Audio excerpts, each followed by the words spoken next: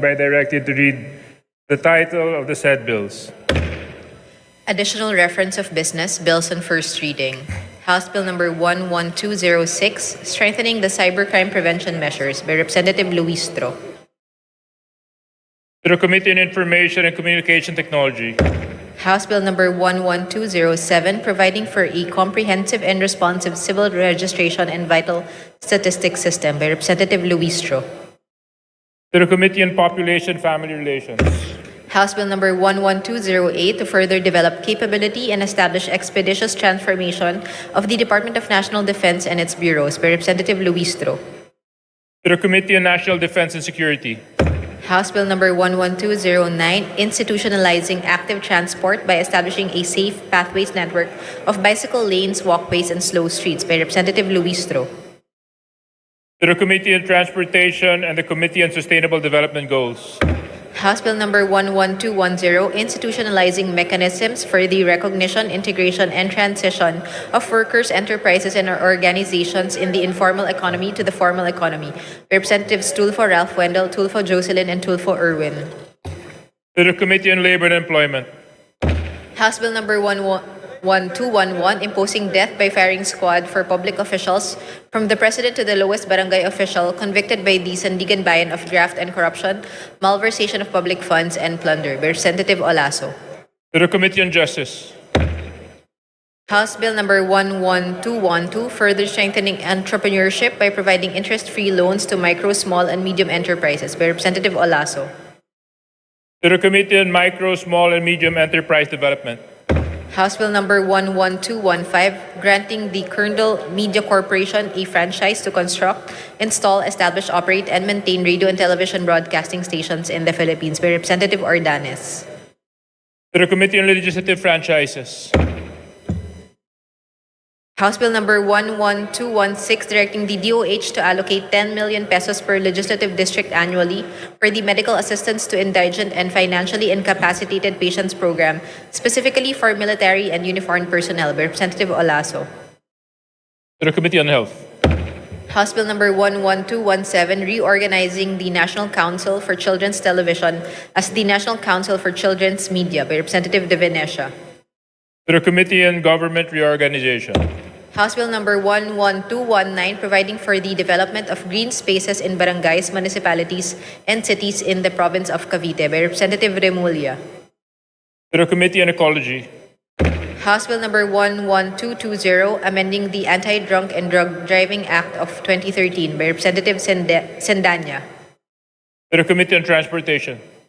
House Bill number 11221, converting the provincial road connecting Barangay Kalugmanan, Manolo Fortich, and Barangay Likowan, Sumilao, Bukidnon as a national secondary road by Representative Alba. To the Committee on Public Works and Highways. House Bill number...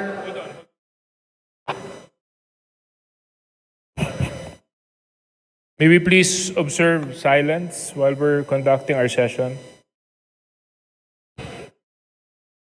House Bill number 11222, converting the provincial road from Barangay Dalirig Saire Highway to Barangay Tikala Bypass Road in Manolo Fortich, Bukidnon as a national road by Representative Alba. To the Committee on Public Works and Highways. House Bill number 11223, amending the commemoration of the founding anniversary of Iglesia ni Cristo Act by Representative Maceda. To the Committee on Revision of Laws.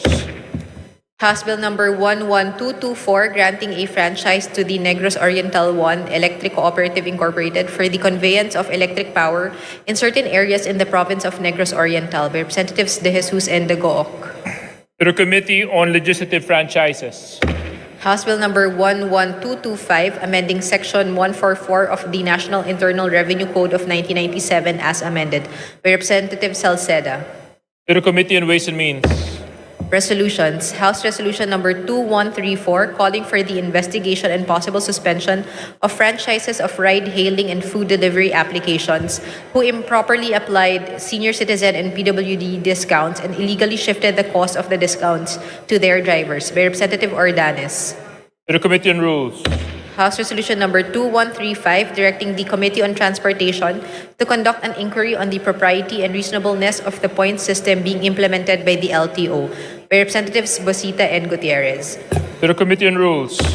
House Resolution number 2136 calling for a comprehensive investigation by the Committee on Public Order and Safety into the 2024 Zamboanga Jamboree electrocution incident and urging stronger safety inspection protocols in public venues nationwide by Representative Olaso.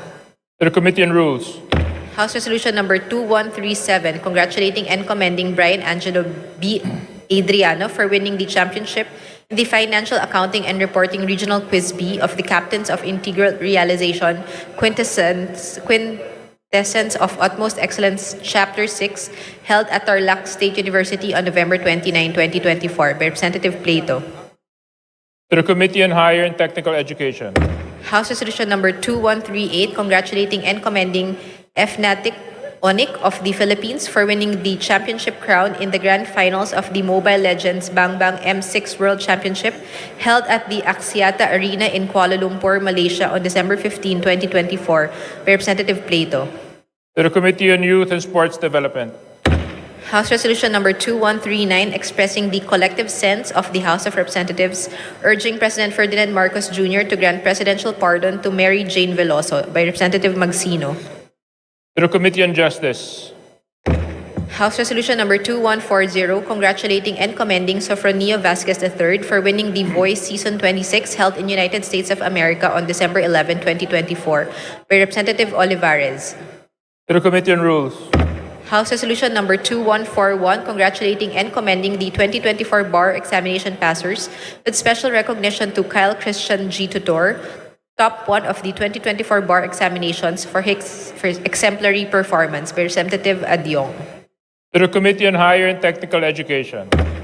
Message from the Senate, message dated December 12, 2024, informing the House of Representatives that on December 11, 2024, the Senate approved the Conference Committee report on the disagreeing votes on House Bill number 10800 or the proposed 2025 General Appropriations Act.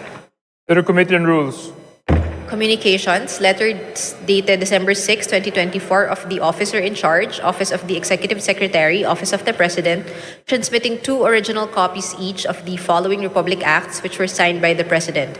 Republic Act number 12079 on creating a VAT refund mechanism for non-resident tourists, and Republic Act number 12080 on Basic Education, Mental Health and Wellbeing Promotion Act.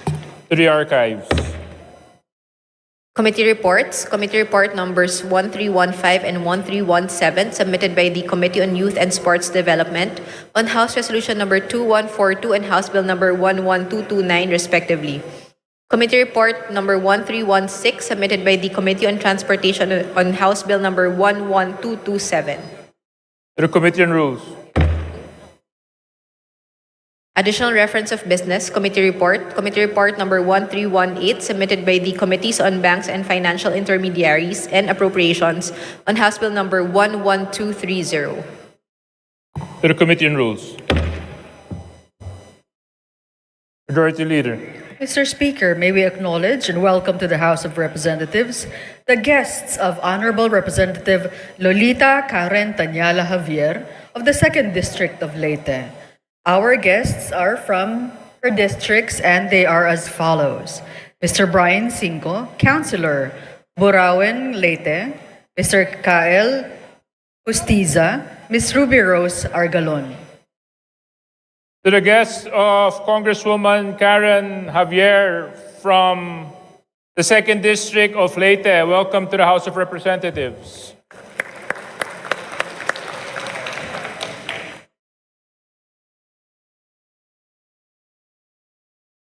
Majority Leader. Mr. Speaker, a few minutes suspension. Session suspended.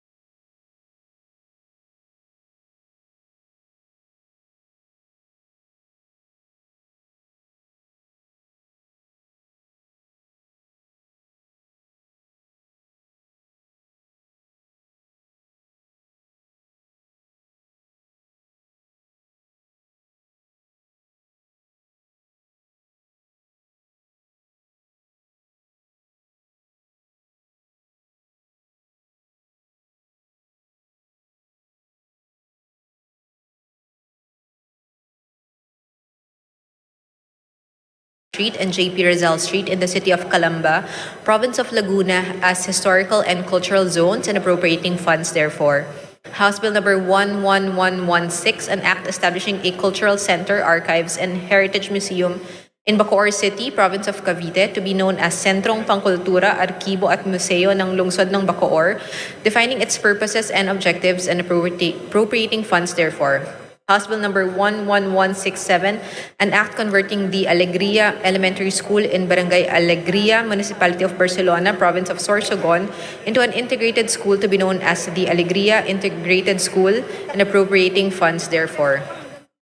Roll call of members in consideration on third reading of House Bill numbers 11115, 11116, and 11167.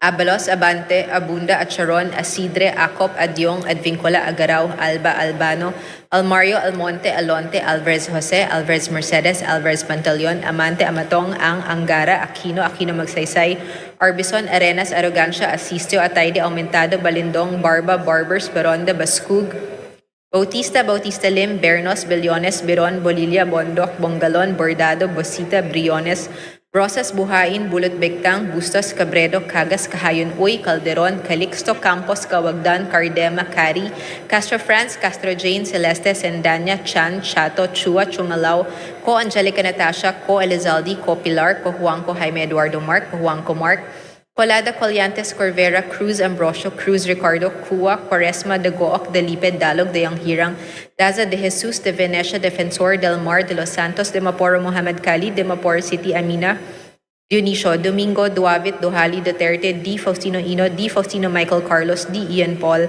Ecleo, Emano, Enverga, Escudero, Espares, Espina, Estrella, Udela, Farinas, Fernandez, Ferrer Antonio, Ferrer Juliet Marie, Flores, Fortes, Frasco, Fresnetti, Fuentebella, Galeas, Garcia Albert, Garcia Dante, Garcia Jose Arturo, Garcia Maria Angela, Garcia Pablo John, Garcia Vincent, Guardiola, Garin, Gasataya, Gato, Goed, Christopher, Gomark, Goles, Gomez, Gonzaga, Gonzales Aurelio, Gonzales Neptali, Gonzales Sandro, Goriseta, Guico, Ginto, Gullias, Gutierrez, Jaresco, Hataman, Hernandez, Herrera, Horibata, Javier, Ko Olga, Ko Ricardo, Ko Wilton, Kung Hun, Labad-Labad, Lacson, Lacson Noel, Lagman, Lagon Daphne, Lagon Sunny, Lara, Lazitin, Lee, Legarda, Libanan, Limkay Chong, Loyola, Luistro, Lumayag, Macapagal, Arroyo, Maceda, Madrona, Magsino, Malapitan, Mangawang, Maniquez, Manuel, Marañon, Marcoleta, Marcos, Mariano Hernandez, Marino, Marquez, Martinez, Mastura, Matibag, Matugas, Mendoza, Mercado, Mercado Revilla, Miguel, Momo, Morden, Nava, Nisay, Nograles, Nograles, Almario, Nolasco, Owaminal, Olaso, Olivares, Ongchuan, Ordanes, Ortega, Owano, Dizon, Padieros, Paduano, Paglas, Palma, Panaligan, Pancho, Panotes, Pascual, Peña, Pimentel, Plaza, Plato, Primicias, Agabas, Pumaren, Puno, Kimbo, Rama, Regencia, Remulla, Revilla Brian, Revilla Moncholo, Reyes, Trillo, Rivera, Robes, Rodriguez Elohio, Rodriguez Rufus, Roman, Romero, Romualdez Ferdinand Martin, Romualdez Yada Marie, Romualdo, Romulo, Roque, Sakdalan, sa Garberia, sa Kaluran, Salceda, Sally, Salimbangon, Salo, Santos, sa Ulog, Silverio, Singson Rochelle, Singson Ronald, Singson Mihan, Solon, Suwan, Swansing Horacio, Swansing Micaela Angela, Suarez, Daliado, Tamayo, Tambunting, Tan Joseph, Tan Keith Micah, Tan Reynolds Michael, Tan Samir, Tan Stephen James, Tan Tambut, Tan Chay, Tan Huatco Toriela, Teodoro, Teves, Tiangco, Tieng, Tolentino, Tulfo Irwin, Tulfo Jocelyn, Tulfo Ralph Wendell, Tupas, Tutor, T. Umali, Unabia, Ungab, Uy Valeriano, Valmayor, Vargas, Vargas Alfonso, Velasco, Veloso Tuazon, Vergara, Verzosa, Villa, Villaferte Luis Raymond, Villaferte Miguel Luis, Villanueva, Villar, Villaraza Suarez, Villarica, Villago, Yamsuan, Yap Christian Tel, Yap Christopherson, Yap Edvic, Yap Eric, U. Divina Grace, U. Jazel Victoria, Yulo, Zamora Amparo Maria, Zamora Maria Carmen, Zamora Isabel Maria Zubiri.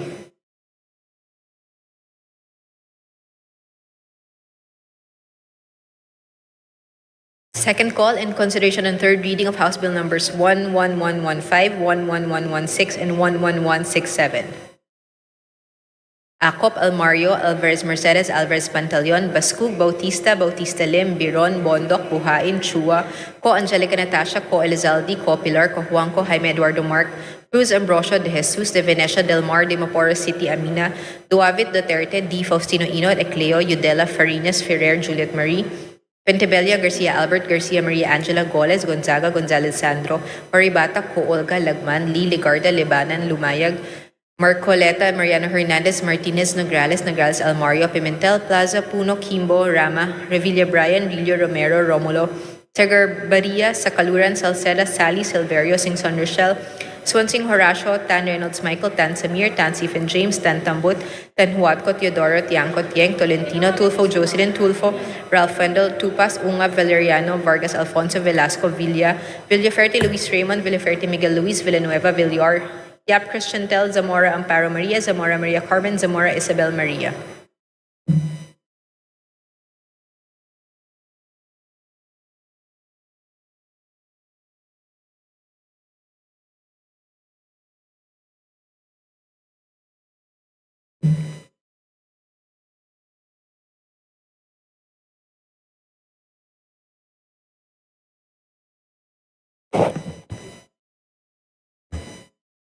With 221 members voting in the affirmative, 0 in the negative, 0 and 0 abstentions, House Bill number 111115, 11116, and 11167 is hereby approved in third and final reading.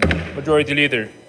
Mr. Speaker, I move for the consideration on third reading of House Bills number 11152, 11153, 11154, 11155, 11156, 11157, 11158, and 11159, all local bills pertaining to the establishment of technical vocational institution under the supervision and administration of the TESDA in certain localities.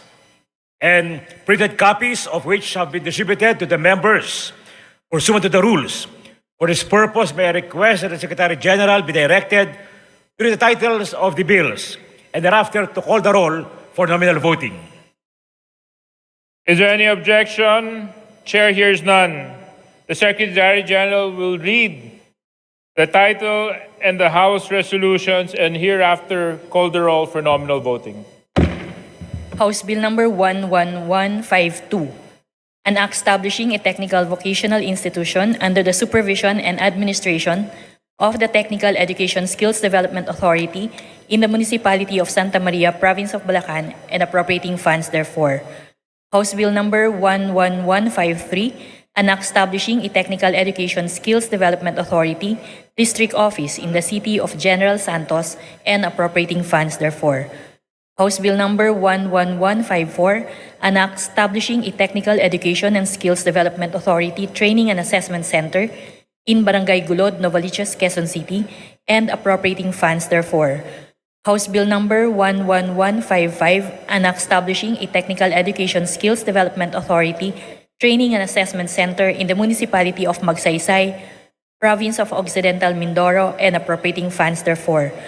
House Bill number 11156, an act establishing a Technical Education and Skills Development Authority Training and Assessment Center in San Jose City, Province of Nueva Ecija, and appropriating funds therefore. House Bill number 11157, an act establishing a Technical Education and Skills Development Authority Provincial Training and Assessment Center in the City of Balanga, Province of Bataan, and appropriating funds therefore. House Bill number 11158, an act establishing a Technical Education and Skills Development Authority Provincial Training and Assessment Center in the Municipality of Buug, Province of Zamboanga, Sibugay, and appropriating funds therefore. House Bill number 11159, an act establishing a Technical Education and Skills Development Authority Training and Assessment Center in Barangay Santa Cruz, Makati City, and appropriating funds therefore. Roll call of members in consideration on third reading of House Bill numbers 11152, 11153, 11154, 11155, 11156, 11157, 11158, and 11159. Abalos, Abante, Abunda, Acharon, Asidre, Acop, Adyong, Advincula, Agrao, Alba, Albano, Almario, Almonte, Alonte, Alvarez Jose, Alvarez Mercedes, Alvarez Pantaleon, Amante, Amatong, Angara, Aquino, Aquino Magsaysay, Arbison, Arenas, Arrogancia, Asistio, Ataide, Aumentado, Balindong, Barba, Barbers, Baronda, Bascug, Bautista, Bautista Lim, Bernos, Billones, Biron, Bolilia, Bondok, Bongalon, Bordado, Bosita, Briones, Brosas, Buhain, Bulot Bigtang, Bustos, Cabredo, Cagas, Kahayon Uy, Calderon, Calixto, Campos, Kawagdan, Cardema, Cari, Castro France, Castro Jean, Celeste, Sendanya, Chan, Chato, Chua, Chungalao, Ko Angelica Natasha, Ko Elizalde, Ko Pilar, Ko Juanco Jaime Eduardo Mark, Ko Juanco Mark, Colada, Coliantes, Corvera, Cruz Ambrosio, Cruz Ricardo, Cuwa, Quaresma, Dagook, Dalipe, Dalog, Dayang Hirang, Daza, De Jesus, De Venecia, Defensor, Del Mar, De Los Santos, Dimaporo Muhammad Kali, Dimaporo City Amina, Dionisio, Domingo, Duavit, Duhali, Duterte, D. Faustino Ino, D. Faustino Michael Carlos, D. Ian Paul, Ecleo, Emano, Enverga, Escudero, Espares, Espina, Estrella, Yudela, Fariñas, Fernandez, Ferrer Antonio, Ferrer Juliet Marie, Flores, Fortes, Frasco, Fresnedi, Fuentebella, Galeos, Garcia Albert, Garcia Dante, Garcia Jose Arturo, Garcia Maria Angela, Garcia Pablo Jan, Garcia Vincent, Gardiola, Garin, Gasataya, Gato, Go Ed Christopher, Go Mark, Goles, Gomez, Gonzaga, Gonzales Aurelio, Gonzales Neptali, Gonzales Sandro, Coriceta, Gico, Gintu, Gulias, Gutierrez, Jaresco, Hataman, Hernandez, Herrera, Oribata, Javier, Ko Olga, Ko Ricardo, Ko Wilton, Konghun, Labad-Labad, Lacson, Lacson Noel, Lagman, Lagon Daphne, Lagon Sani, Lara, Lazatin, Lee, Legarda, Lebanan, Limkay Chong, Loyola, Luistro, Lumayag, Makapagal, Arroyo, Maceda, Madrona, Magsino, Malapitan, Mangawang, Manikis, Manuel, Marañon, Marcoleta, Marcos, Mariano Hernandez, Marino, Marquez, Martinez, Mastura, Matibag, Matugas, Mendoza, Mercado, Mercado Revilla, Miguel, Momo, Morden, Navan, Nisay, Nograles, Nograles Almario, Nolasco, Uwaminal, Olaso, Olivares, Ongjuan, Ordanes, Ortega, Uwano Dizon, Padiernos, Paduano, Paglas, Palma, Panaligan, Pancho, Panotes, Pascual, Peña, Pimentel, Plaza, Pleito, Primicia Sagabas, Pumaren, Puno, Kimbo, Rama, Rehencia, Remulla, Revilla Brian, Revilla Ramonjolo, Reyes, Rilio, Rivera, Robes, Rodriguez Iloyo, Rodriguez Rufus, Roman, Romero, Romualdez Ferdinand Martin, Romualdez Ieda Marie, Romualdo, Romulo, Roque, Sakdalan, Sagarbaria, Sakaluran, Salceda, Sali, Salimbangon, Salo, Santos, Saulug, Silverio, Singson Rochelle, Singson Ronald, Singson Mihan, Solon, Suwan, Suwansing Horacio, Suwansing Micaela Angela, Suarez, Talyado, Tamayo, Tambunting, Tan Joseph, Tan Keith Micah, Tan Reynolds Michael, Tan Samir, Tan Stephen James, Tan Tambut, Tan Chay, Tan Huatco, Tariela, Teodoro, Teves, Tiangco, Tieng, Tolentino, Tulfo Erwin, Tulfo Jocelyn, Tulfo Ralph Wendell, Tupas, Tutor, T, Umali, Unabia, Ungab, Uy, Valeriano, Valmayor, Vargas, Vargas Alfonso, Velasco, Veloso Tuazon, Vergara, Verzosa, Villa, Villafuerte Luis Raymond, Villafuerte Miguel Luis, Villanueva, Villar, Villaraza Suarez, Villarica, Villago, Yamsuan, Yap Christiantel, Yap Christopherson, Yap Edvic, Yap Eric, U. Divina Grace, U. Giselle Victoria, Yulo, Zamora Amparo Maria, Zamora Maria Carmen, Zamora Isabel Maria, Zubiri.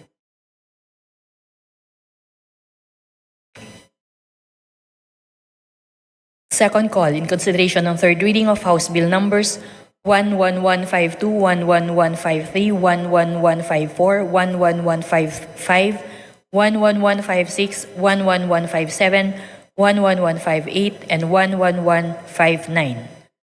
Acop, Almario, Alvarez Mercedes, Alvarez Pantaleon, Bascug, Bautista, Bautista Lim, Beron, Bondok, Buhain, Chua, Ko Angelica Natasha, Ko Elizalde, Ko Pilar, Ko Juanco Jaime Eduardo Mark, Cruz Ambrosio, De Jesus, De Venecia, Dalmar, Dimaporo City Amina, Duavit, Duterte, T. Faustino Ino, Ecleo, Yudela, Fariñas, Ferrer Juliet Marie, Fuentebella, Garcia Albert, Garcia Maria Angela, Goles, Gonzaga, Gonzales Sandro, Oribata, Ko Olga, Lagman, Lee, Legarda, Libanan, Lumayag, Marcoleta, Mariano Hernandez, Martinez, Nograles, Nograles Almario, Pimentel, Plaza, Puno, Kimbo, Rama, Revilla Bryan, Rilio, Romero, Sagarbaria, Sakaluran, Salceda, Sali, Silverio, Singson Richel, Swansing Horacio, Tan Reynolds Michael, Tan Samir, Tan Stephen James, Tan Tambut, Tan Watco, Teodoro, Tiangco, Tieng, Tolentino, Tulfo Jocelyn, Tulfo Ralph Wendell, Tupas, Ungab, Valeriano, Vargas Alfonso, Velasco, Villa, Villafuerte Luis Raymond, Villafuerte Miguel Luis, Villanueva, Villar, Yap Cristiantel, Zamora Amparo Maria, Zamora Maria Carmen.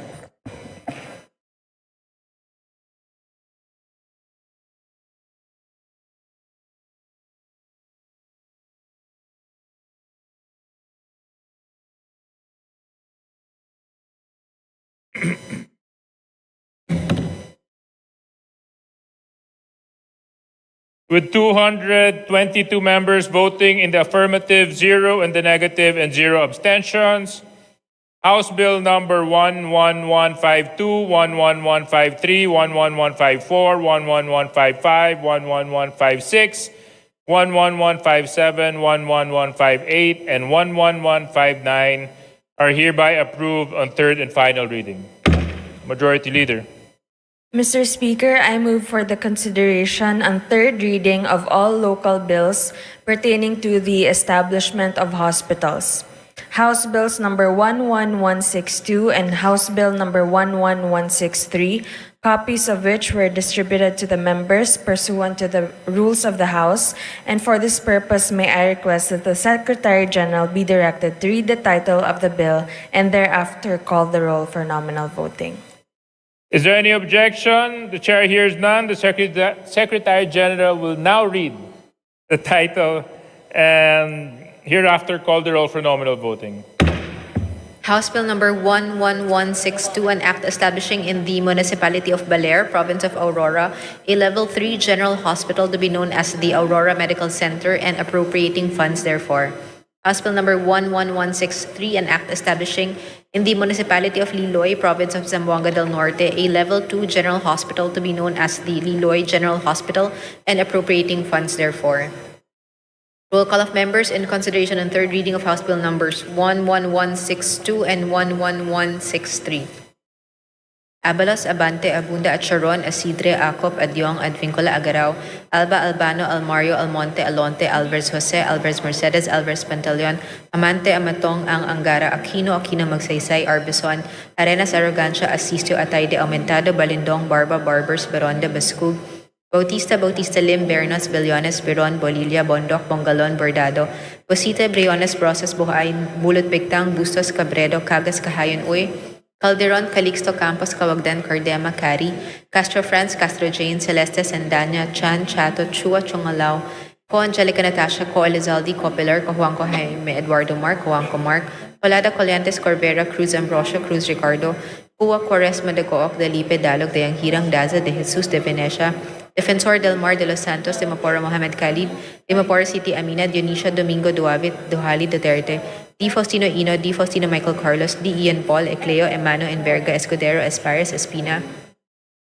Estrella, Yudela, Farinas, Fernandez, Ferrer, Antonio, Ferrer, Juliet Marie, Flores, Fertes, Frasco, Fresnedi, Fuentebella, Galeos, Garcia, Albert, Garcia, Dante, Garcia, Jose Arturo, Garcia, Maria Angela, Garcia, Pablo John, Garcia, Vincent, Guardiola, Garin, Gasataya, Gato, Go, Ed Christopher, Go, Mark, Coles, Gomez, Gonzaga, Gonzales, Aurelio, Gonzales, Neptali, Gonzales, Sandro, Guriseta, Guico, Ginto, Gulias, Gutierrez, Haresco, Hataman, Hernandez, Herrera, Oribata, Javier, Co, Olga, Co, Ricardo, Co, Wilton, Conghun, Labad, Lacson, Lacson, Noel, Lagman, Lagon, Daphne, Lagon, Sunny, Lara, Lezitin, Lee, Legarda, Libanan, Limkay, Chong, Loyola, Luistro, Lumayag, Macapagal, Arroyo, Maceda, Madrona, Magsino, Malapitan, Mangawang, Maniquez, Manuel, Marañon, Marcoleta, Marcos, Mariano Hernandez, Marino, Marquez, Martinez, Mastura, Matibag, Matugas, Mendoza, Mercado, Revilla, Miguel, Momo, Morden, Nava, Nisay, Nograles, Almario, Nolasco, Oaminal, Olaso, Olivares, Ongchuan, Ordanes, Ortega, Oano, Dizon, Padiernos, Paduano, Paglas, Palma, Panalican, Pancho, Panotes, Pascual, Peña, Pimentel, Plaza, Plato, Primicios, Agabas, Pumaren, Puno, Kimbo, Rama, Regencia, Remulla,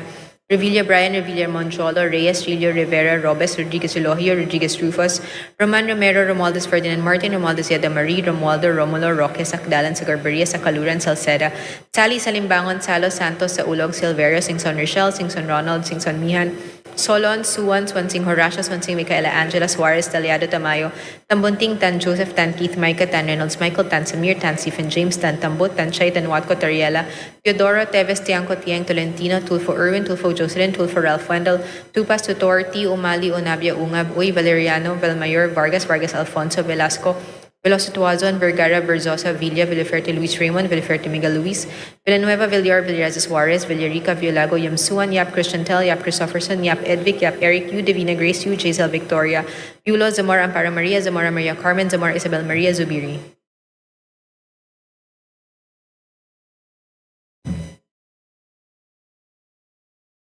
Second call in consideration and third reading of House Bill numbers 11162 and 11163. Acop, Almario, Alvarez, Mercedes, Alvarez, Pantaleon, Bascul, Bautista, Bautista Lim, Biron, Bondok, Buhain, Chua, Ko Angelica Natasha, Ko Elizalde, Ko Pilar, Kuwangko, Jaime Eduardo Mark, Cruz, Ambrosio, De Jesus, De Venecia, Del Mar, De Mapora City, Amina, Duavit, Duterte, Di Faustino, Ino, Ecleo, Yudela, Farinas, Ferrer, Juliet Marie, Fentebella, Garcia, Albert, Garcia, Maria Angela, Goles, Gonzaga, Gonzalez, Sandro, Maribata, Ko Olga, Lagman, Lee, Legardo, Libanan, Lumaig, Marcoleta, Mariano Hernandez, Martinez, Nagrales, Nagrales, Almario, Pimentel, Plaza, Puno, Kimbo, Rama, Revilla, Brian, Rillo, Romero, Sagarbaria, Sakaluran, Salceda, Sally, Silverio, Singson Rochelle, Tan Reynolds, Michael, Tan Samir, Tan Stephen James, Tan Tambut, Tan Watco, Teodoro, Tiangco, Tieng, Tolentino, Tulfo Jocelyn, Tulfo Ralph Wendell, Tupas, Unga, Valeriano, Vargas Alfonso, Velasco, Villa, Villaferte, Luis Raymond, Villaferte, Miguel Luis, Villanueva, Villar, Yap Christian Tel, Zamora Amparo Maria, Zamora Maria Carmen.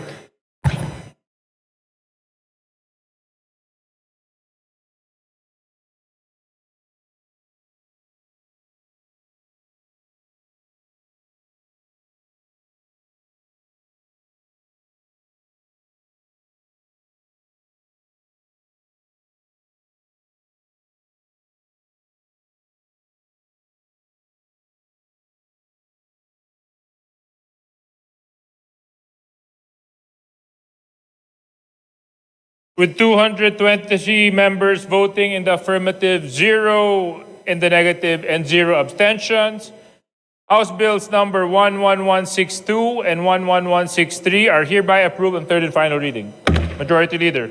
Mr. Speaker, I move for the omnibus consideration on third reading of House Bill numbers 11168, 11169, 11170, 11171, 11172, 11173, all local bills pertaining to tourism and copies of which were distributed to the members, and for this purpose may I request that the Secretary General be directed to read the titles of the bills and thereafter call the roll for nominal voting. Is there any objection? The chair hears none. Motion is approved. The Secretary General is hereby directed to read the title of the said House resolution and call the roll for nominal voting.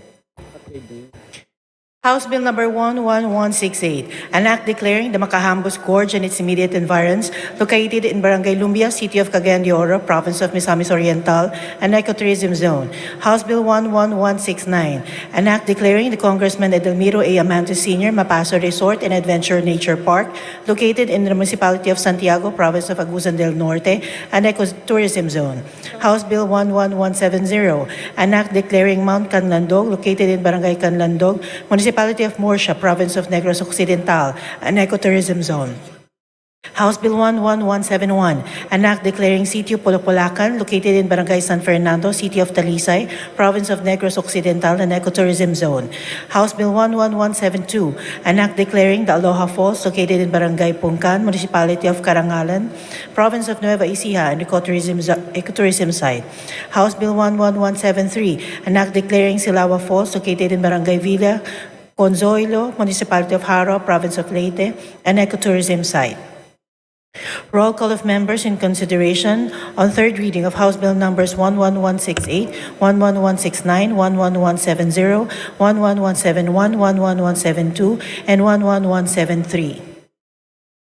Abalos, Abante, Abunda, Charon, Asidre, Aco, Padyong, Advincula, Agarao, Alba, Albano, Almario, Almonte, Alonte, Alvarez Jose, Alvarez Mercedes, Alvarez Pantaleon, Amante, Amatong, Ang, Angara, Aquino, Aquino Magsaysay, Arbison, Arenas, Arrogancia, Asistio, Atayde, Aumentado, Balindong, Barba, Barbers, Maronda, Bascug, Bautista, Bautista Lim, Bernos, Billones, Biron, Borilla, Bondok, Bongalon, Bordado, Bosita, Briones, Brosas, Buhain, Mulit Begtang, Bustos, Cabredo, Cagas, Cayon, Uy, Calderon, Calixto, Campos, Cawagdan, Cardema, Cari, Castro Friends, Castro Jane, Celeste Sendanya, Chan, Chato, Chua, Chungalao, Ko Angelica Natasha, Ko Elizalde, Ko Pilar, Ko Juanco Jaime Eduardo Mar, Ko Juanco Mark, Colada, Coliantes, Corvera, Cruz Ambrosio, Cruz Ricardo, Cuba, Quaresma, Dagok, Delipe Dalog, De Yanghirang Daza, De Jesus, De Venecia, Defensor, Del Mar, De Los Santos, Dimaporo, Muhammad Khalid, Dimaporo, Siti Amina, Junicio, Domingo, Duavit, Duhali, Duterte, D. Faustino Ino, D. Faustino Michael Carlos, D. Ian Paul, Ecleo, Emano, Enverga, Escudero, Espares, Espina, Estrella, Yudela, Farinas, Fernandez, Ferrer Antonio, Ferrer Juliet Marie, Flores, Fortes, Frasco, Fresnetti, Fuentebella, Galeos, Garcia Albert, Garcia Dante, Garcia Jose Arturo, Garcia Maria Angela, Garcia Pablo John, Garcia Vincent, Guardiola, Garin, Gasataya, Gato, Go Ed Christopher, Go Mark, Goles Gomez Gonzaga, Gonzales Aurelio, Gonzales Neptali, Gonzales Sandro, Goriseta, Gico, Ginto, Gulias, Gutierrez, Aresco, Hataman, Hernandez, Herrera, Horibata, Javier, Ko Olga, Ko Ricardo, Ko Wilton, Kong Hun, Labad-Labad, Lacson, Lacson Noel, Lagman, Lagon Daphne, Lagon Sunny, Lara, Lazadin, Lee, Legarda, Libanan, Limkay Chong, Loyola, Luistro, Lumayag, Makapagala, Arroyo, Maceda, Madrona, Magsino, Malapitan, Mangawang, Manikis, Manuel, Maranyon, Marcoleta, Marcos, Mariano Hernandez,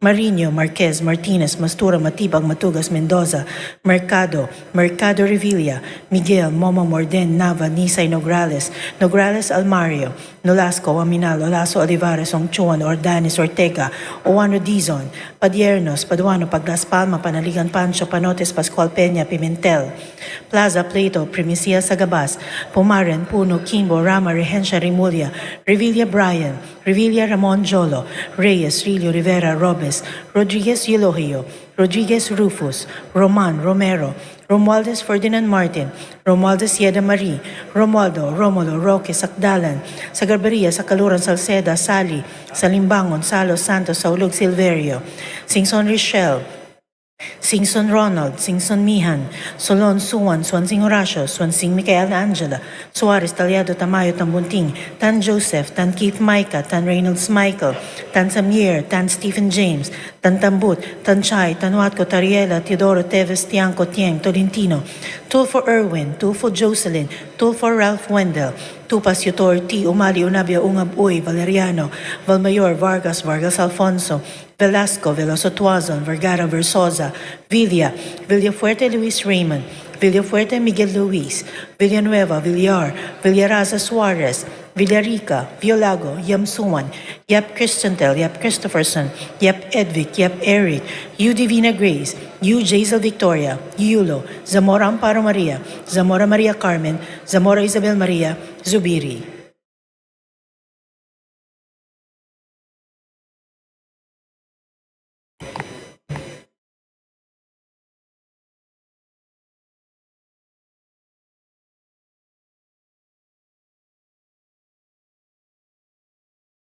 Second call of members in consideration and third reading of House Bill numbers 11168, 11169, 11170, 11171, 11172, and 11173. Acop, Almario, Alvarez Mercedes, Alvarez Pantaleon, Bascug, Bautista, Bautista Lim, Biron, Bondok, Buhain, Chua, Ko Angelica Natasha, Ko Elizalde, Ko Pilar, Ko Juanco Jaime Eduardo Mark, De Jesus, De Venecia, Del Mar, Dimaporo, Siti Amina, Duavit, Duterte, D. Faustino Ino, Ecleo, Yudela, Farinas, Fuentebella, Garcia Albert, Garcia Maria Angela, Goles, Gonzaga, Gonzales, Sandro, Horibata, Ko Olga, Dagman, Lee, Legarda, Libanan, Lumayag, Marcoleta, Mariano Hernandez, Martinez, Nograles, Nograles Almario, Pimentel, Plaza, Kimbo, Rama, Revilla Brian, Rillo, Romero, Sagarbaria, Sakaluran, Salceda, Sally, Silverio, Singson Richelle, Tan Reynolds Michael, Tan Samir, Tan Stephen James, Tan Tambut, Tan Watco, Teodoro, Tiangco, Tieng, Tolentino, Tufo Jocelyn, Tufo Ralph Wendell, Tupas, Ungab, Valeriano, Vargas Alfonso, Velasco, Villa, Villafuerte Luis Raymond, Villafuerte Miguel Luis, Villanueva, Villar, Yap Christiantel, Zamora Amparo Maria, Zamora Maria Carmen.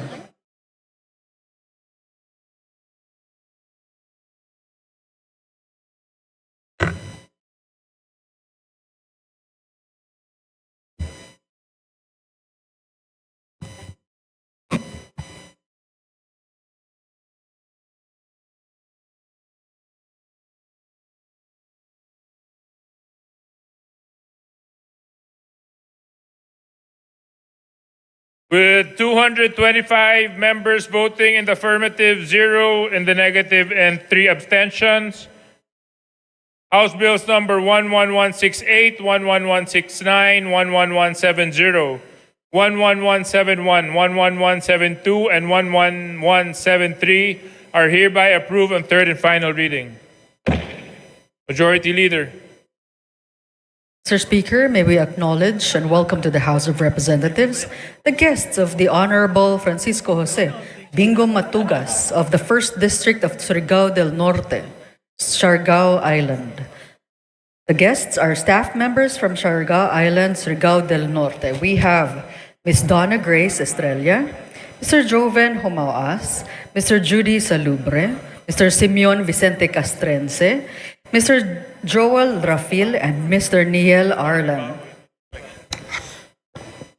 To the guests of Congressman Francisco Bingo Matugas, welcome to the House of Representatives. Majority Leader.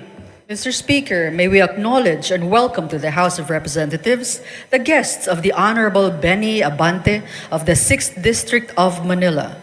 We have the officers and members of the Bible Believers for Morality and Democracy, or Bible Mode, headed by the Attorney Henry Domingo.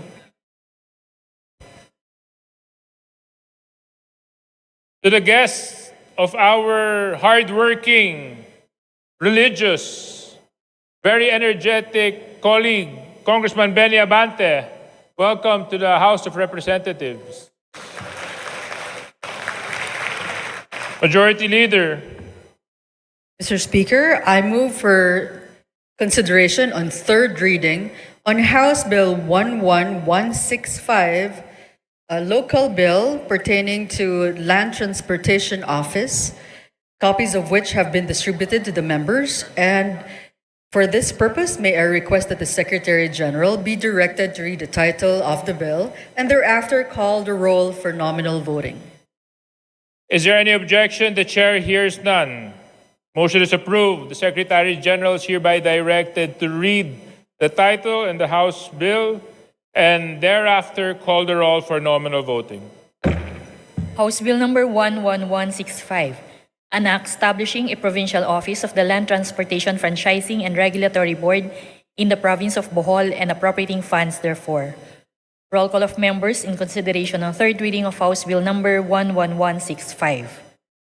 Abalos, Abante, Abunda, Acharon, Asidre, Acop, Adyong, Advincula, Agaraw, Alba, Albano, Almario, Almonte, Alonte, Alvarez Jose, Alvarez Mercedes, Alvarez Pantaleon, Amante, Amatong, Angara, Aquino, Aquino Magsaysay, Arbison, Arenas, Arrogancia, Asistio, Atayde, Omentado, Balindong, Barba, Barbers, Baronda, Bascug, Bautista, Bautista Lim, Bernos, Billones, Biron, Bolilia, Bondok, Bungalon, Bordado, Bosita, Briones, Brosas, Buhain, Bulot Begtang, Bustos, Cabredo, Cagas, Kahayon Uy, Calderon, Calixto, Campos, Kawagdan, Cardema, Cari, Castro Franz, Castro Jane, Celeste, Sendania, Chan, Chato, Chua, Chungalao, Ko Angelica Natasha, Ko Elizalde, Ko Pilar, Ko Juanco Jaime Eduardo Mark, Ko Juanco Mark, Colada, Coliantes, Corvera, Cruz Ambrosio, Cruz Ricardo, Cuba, Quaresma, Dagook, Dalipe, Dalog, Dayang Hirang, Daza, De Jesus, De Venecia, Defensor, Del Mar, De Los Santos, Dimaporo Muhammad Kali, Dimaporo City Amina, Dionisio Domingo Duavit Duhali Duterte, D. Faustino Ino, D. Faustino Michael Carlos, D. Ian Paul, Ecleo, Emano, Enverga, Escudero, Espares, Espina, Estrella, Yudela, Farinas, Fernandez, Ferrer Antonio, Ferrer Juliet Marie, Flores, Fortes, Frasco, Fresnedi, Fuentebella, Galeyos, Garcia Albert, Garcia Dante, Garcia Jose Arturo, Garcia Maria Angela, Garcia Pablo John, Garcia Vincent, Guardiola, Garin, Gasataya, Gato, Go Ed Christopher, Go Mark, Goles, Gomez, Gonzaga, Gonzales Aurelio, Gonzales Neptali, Gonzales Sandro, Goriseta, Guico, Quintu, Culias, Gutierrez, Haresco, Hataman, Hernandez, Herrera, Oribata, Javier, O Olga, O Ricardo, Co Wilton, Konghun, Labad-Labad, Lacson, Lacson Noel, Lagman, Lagon Daphne, Lagon Sani, Lara, Lazatin, Lee, Legarda, Libanan, Limcaychong, Loyola, Luistro, Lumayag, Makapagal Arroyo, Maceda, Madrona, Magsino, Malapitan, Mangawang, Maniquis, Manuel, Marañon, Marcoleta, Marcos, Mariano Hernandez, Marinho, Marquez, Martinez, Mastura, Matibag, Matugas, Mendoza, Mercado, Mercado Revilla, Miguel, Momo, Morden, Nava, Nisay, Nograles, Nograles Almario, Nolasco, Umaminal, Olaso, Olivares, Ongchuan, Ordanes, Ortega, Uwano Dizon, Padiernos, Paduano, Paglas, Palma, Panaligan, Pancho, Panotes, Pascual, Peña, Pimentel, Plaza, Pleito, Primicia Sagabas, Pumaren, Puno, Kimbo, Rama, Regencia, Remulla, Revilla Brian, Revilla Ramonjolo, Reyes, Rilio, Rivera, Robes, Rodriguez Eulogio, Rodriguez Rufus, Roman, Romero, Romualdez Ferdinand Martin, Romualdez Sieda Marie, Romualdo, Romulo, Roque, Sakdalan, Sagarbaria, Sakaluran, Salceda, Sali, Salimbangon, Salo,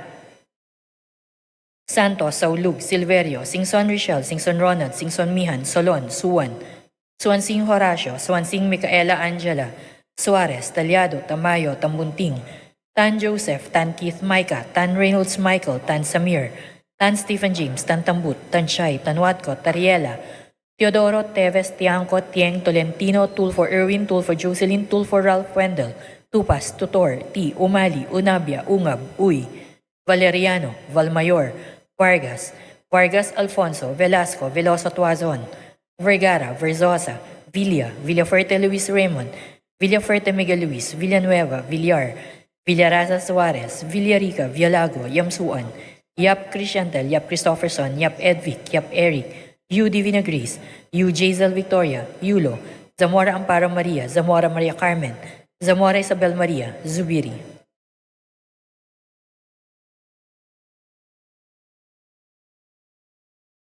Second call in consideration ng third reading of House Bill number 11165. Almario, Alvarez Mercedes, Alvarez Pantaleon, Bascu, Bautista, Bautista Lim, Piron, Bondok, Buhain, Chua, Ko Angelica Natasha, Ko Elizalde, Ko Pilar, Ko Juanco Jaime Eduardo Mark, De Jesus, De Venecia, Del Mar, Dimaporo City Amina, Duavit, Duterte, D. Faustino Ino, Ecleo, Yudela, Parinas, Fuentebella, Goles, Gonzaga, Gonzales Sandro, Oribata, Co Olga, Lagman, Lee, Legarda, Libanan, Lumayag, Marcoleta, Mariano Hernandez, Martinez, Nograles, Nograles Almario, Pimentel, Plaza, Kimbo, Rama, Revilla Brian, Rilio, Romero, Sagarbaria, Sakaluran, Salceda, Sali, Singson Richel, Tan Reynolds Michael, Tan Samir, Tan Stephen James, Tan Tambut, Tan Watco, Teodoro, Tiangco, Tieng, Tolentino, Tulfo Jocelyn, Tulfo Ralph Wendell, Tupas, Ungab, Valeriano, Vargas Alfonso, Velasco, Villa, Villafuerte Luis Raymond, Villafuerte Miguel Luis, Villanueva, Villar, Yap Christiantel, Zamora Amparo Maria, Zamora Maria Carmen.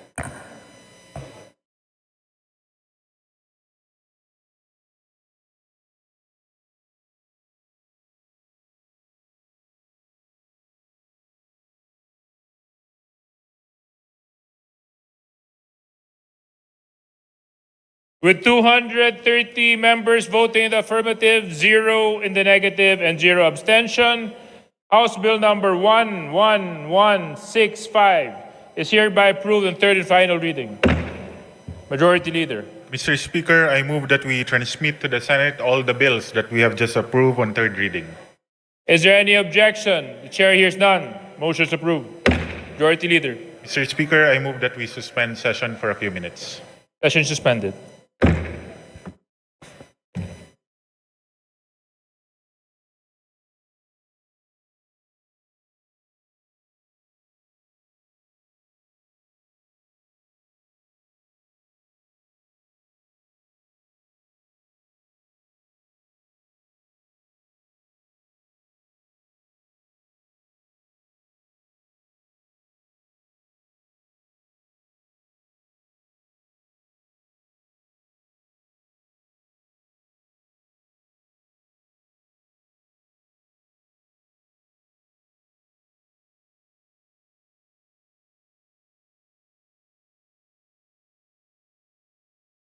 Is there any objection to the motion of the Majority Leader?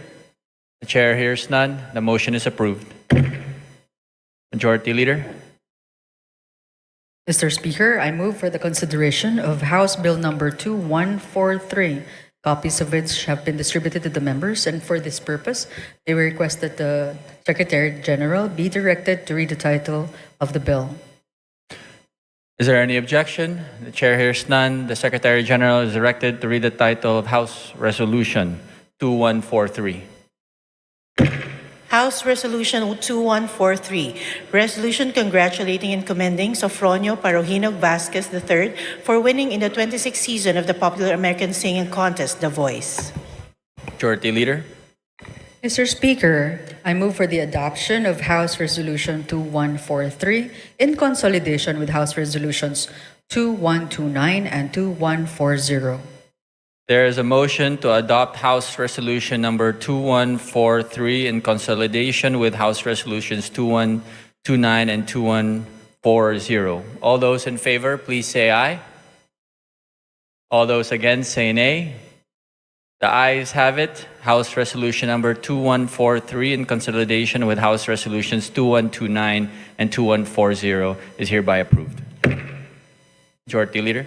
Mr. Speaker, I move for suspension of session for a few minutes. Session suspended.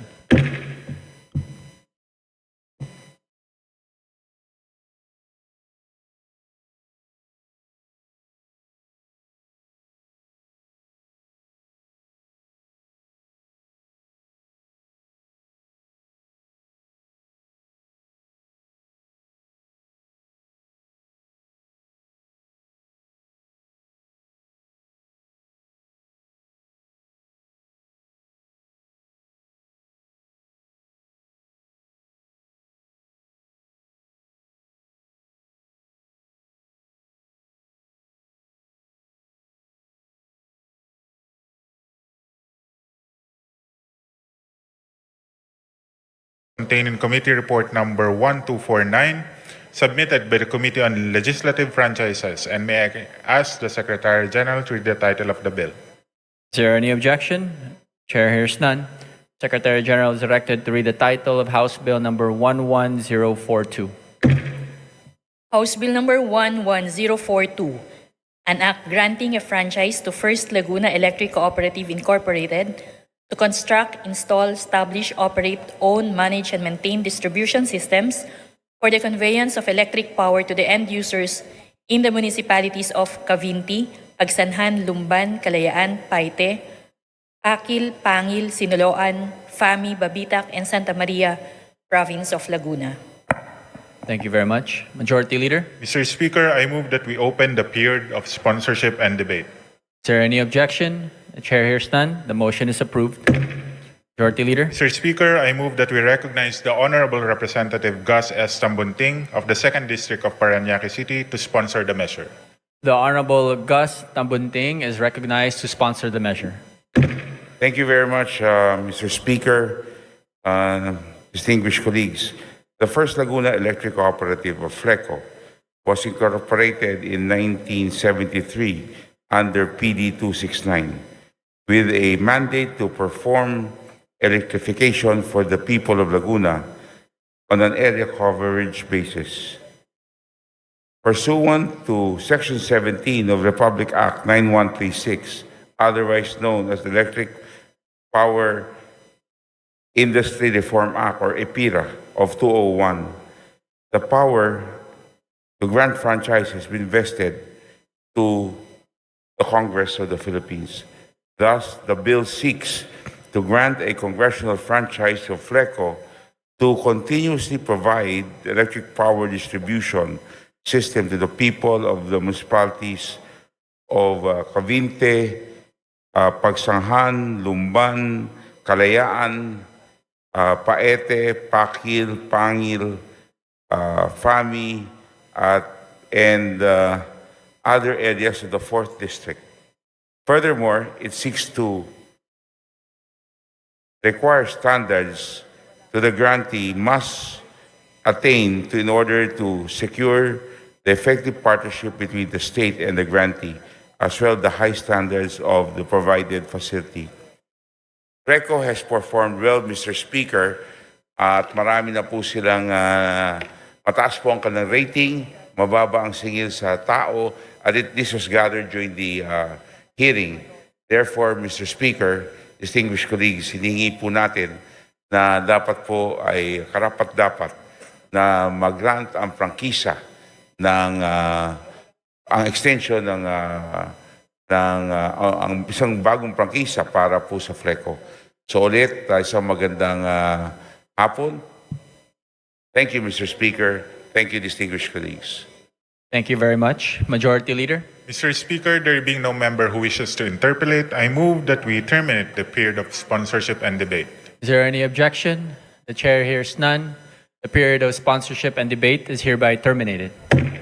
Majority Leader. Mr. Speaker, I move that we open the period of amendments. Is there any objection? Chair hears none. The motion is approved. Majority Leader. Mr. Speaker, there being no committee nor individual amendments, I move that we terminate the period of amendments. Is there any objection? The chair hears none. The period of amendments is hereby terminated. Majority Leader. Mr. Speaker, I move that we vote on second reading House Bill number 11042. There is a motion to approve House Bill number 11042 on second reading. All those in favor, please say aye. Aye. All those against, say nay. The ayes have it. House Bill number 11042 is hereby approved on second reading. Congratulations. Majority Leader. Mr. Speaker, may we acknowledge and welcome to the House of Representatives the guests of Congresswoman Rochelle Singson of Ako, Ilocano Ako Party List. Our guests are the following. We have Miss Universe Asia, Chelsea Manalo, Vice President of Marketing of Miss Universe Philippines, Mario Garcia. We also have the Miss Universe team of Empire. We have Jem Orpilia, Shane San Juan, and Francis Kabatbat. To the guests of the Honorable Congresswoman Rochelle Singson, welcome to the House of Representatives. Thank you for your visit. Majority Leader. Mr. Speaker, I move for a few minutes of suspension. Session suspended.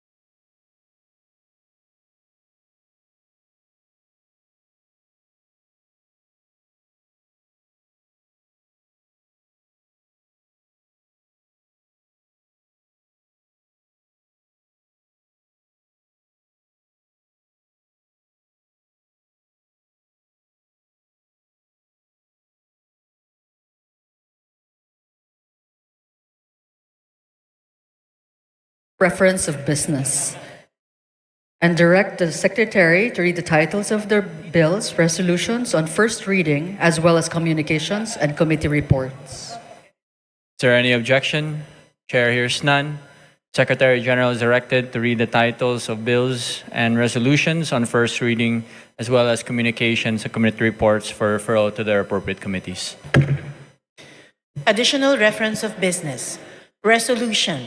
House Resolution number 2147, authorizing the Committees on Public Order and Safety, Information and Communications Technology, and Public Information to conduct a joint inquiry in aid of legislation on the rampant posting of false and malicious content in social media platforms while safeguarding freedom of speech and ensuring digital safety by Representatives Gonzales Aurelio, Suarez, Dalipe, Libanan, Barbers, Abante, and Paduano. To the Committee on Rules. Communication. Letter dated December 18, 2024 of the members of the Joint Committees on Dangerous Drugs, Public Order and Safety, Human Rights, and Public Accounts, submitting to the Speaker of the House of Representatives a copy of their progress report of the Joint Committee from August 16 to December 12, 2024. To the Committee on Rules. Majority Leader. Mr. Speaker, I move to authorize all committees to conduct meetings and/or public hearings, if deemed necessary, during the House recess from December 19, 2024 to January 12, 2025. Is there any objection to the motion of the Majority Leader? The Chair hears none. The motion is approved. Majority Leader. Mr. Speaker, I move that we suspend session for a few minutes. Session is suspended.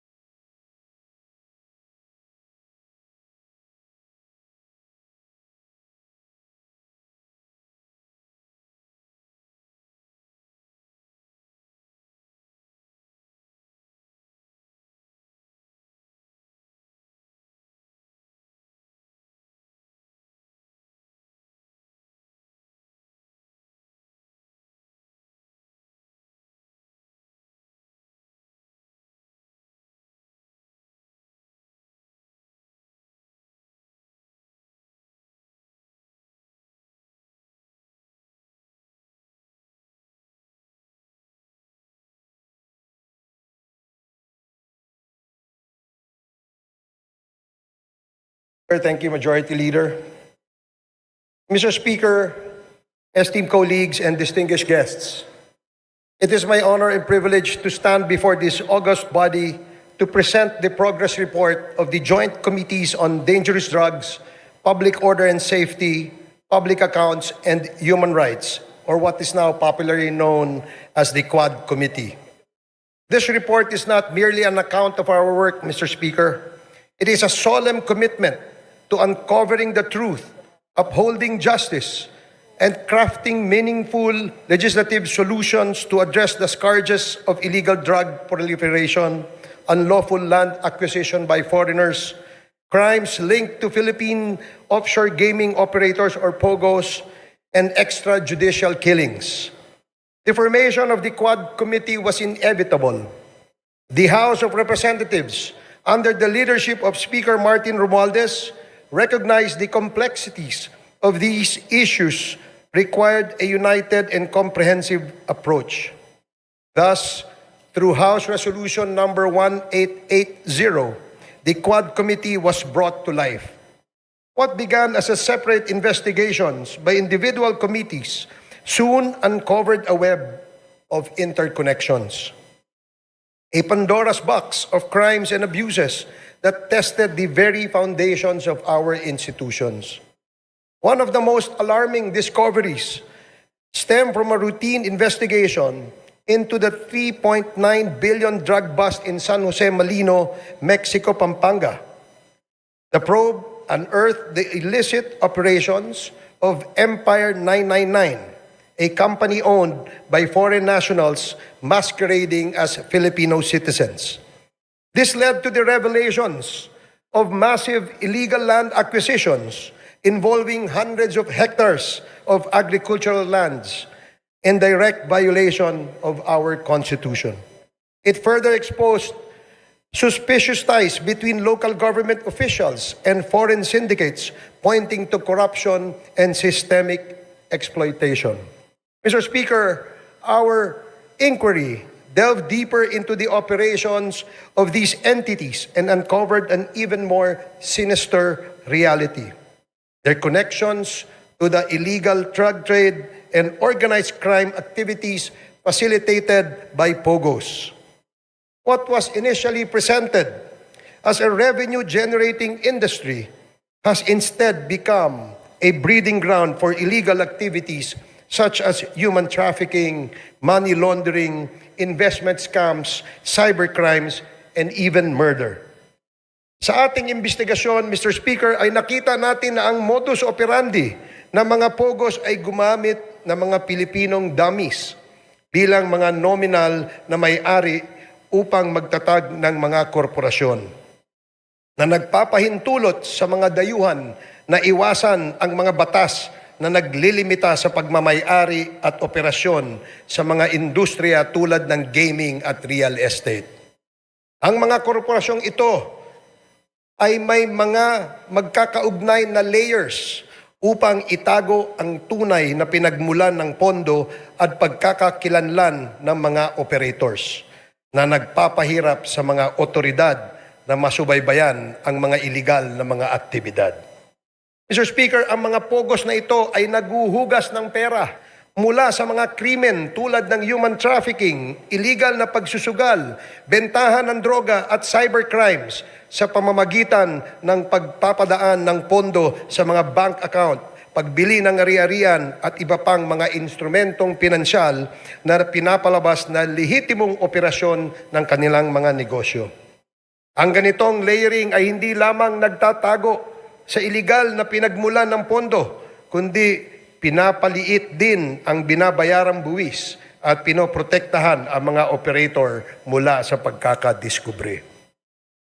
Mr. Speaker, karaniwang pinapadali ang mga scheme na ito ng mga tiwaling opisyal at empleyado ng ating gobyerno, ng ating mga regulatory agencies at mga institusyong pinansyal kapalit ng suhol na naglalagay sa peligro ng sistema ng batas at pananalapi sa ating bansa. But perhaps the most chilling revelations, Mr. Speaker, pertains to the extrajudicial killings that have scarred our nation's history. The investigations brought to light a harrowing narrative of abuse of power and institutional impunity during the Duterte administration. Witness testimonies corroborated by evidence revealed a system that incentivized the killing of suspected drug personalities, a system modeled after the so-called Davao template and replicated nationwide. Mr. Speaker, this is not merely a report of the past wrongdoings, but a call to action. The Quad Committee has responded by filing concrete legislative measures aimed at addressing the gaps in our legal framework. Number 1, House Bill number 10986, classifying and penalizing extrajudicial killings as heinous crime while providing reparations for its victims. Number 2, House Bill number 10987, prohibiting all forms of offshore gaming operations in the country with severe penalties for violations. Number 3, House Bill number 11043, allowing civil forfeiture of unlawfully acquired real estate properties by foreign nationals. Number 4, House Bill number 11117, providing for the administrative cancellation of birth certificates fraudulently obtained by foreign nationals. In addition to these proposed bills, Mr. Speaker, our inquiries have already yielded significant actions. Number 1, the Joint Committee inquiry prompted authorities to reopen investigations into the murders of Police General Wesley Barayuga, former Albuera Leyte Mayor Rolando Espinosa, and 3 Chinese nationals killed inside the Davao prison in Penal Farm. 2, the certificate of registration of or incorporation of Empire 999 Realty Corporation was revoked by the SEC. Number 3, the Philippine passport of Mr. Kai Kimeng, also known as Mr. Willie Ong, and Yang Jiazheng, also known as AD Tai Yang, were canceled by the concerned government agencies. The findings of the Joint Committee led to the filing of legal cases against Go Waping, also known as Alice Leal Go, including charges of human trafficking and graft and corruption. Number 5, the chairperson of the PAOK directed the Anti-Money Laundering Council to file for court-issued freeze orders or provisional asset preservation orders against assets linked to unlawful activities. These include the following corporations: Lucky South Limited Corporation, Whirlwind Corporation, Biancham Holdings and Trading Incorporated, Empire 999 Realty Corporation, Sunflare Industrial Supply Corporation, Yatay Industrial Park Incorporated, Mexico 999 Industry Realty and Development Corporation. These actions underscore the progress achieved through our investigations in addressing systemic crimes and abuses. We have also recommended, Mr. Speaker, amendments to relevant laws, including the Anti-Money Laundering Act, the Anti-Trafficking in Persons Act, the Civil Registry Law, the Anti-Dummy Law, the Bank Secrecy Law, the new Philippine Passport Act, the Comprehensive Dangerous Drugs Act, the Cybercrime Prevention Act, the Tariff and Customs Code, the Revised Corporation Code, and the Local Government Code, among others. Mr. Speaker, in total, we have recommended at least 30 proposed legislations, and these measures aim to strengthen our legal frameworks and ensure that such abuses and misdeeds are prevented in the future. The Quadcom likewise recommends the filing of appropriate charges against the following. Number 1, personalities linked to the illegal drug trade, particularly those implicated in the seizure of 360 kilograms of shabu in Mexico, Pampanga, Kai Kimeng alias also known as Willie Ong, Yang Jiazheng also known as AD Tai Yang, Mayor Teddy Tumang, and all the incorporators of Empire 999. Number 2, perpetrators of crimes against humanity under Section 6 of Republic Act 9851 or the Philippine Act on Crimes Against International Humanitarian Law, Genocide, and Other Crimes Against Humanity.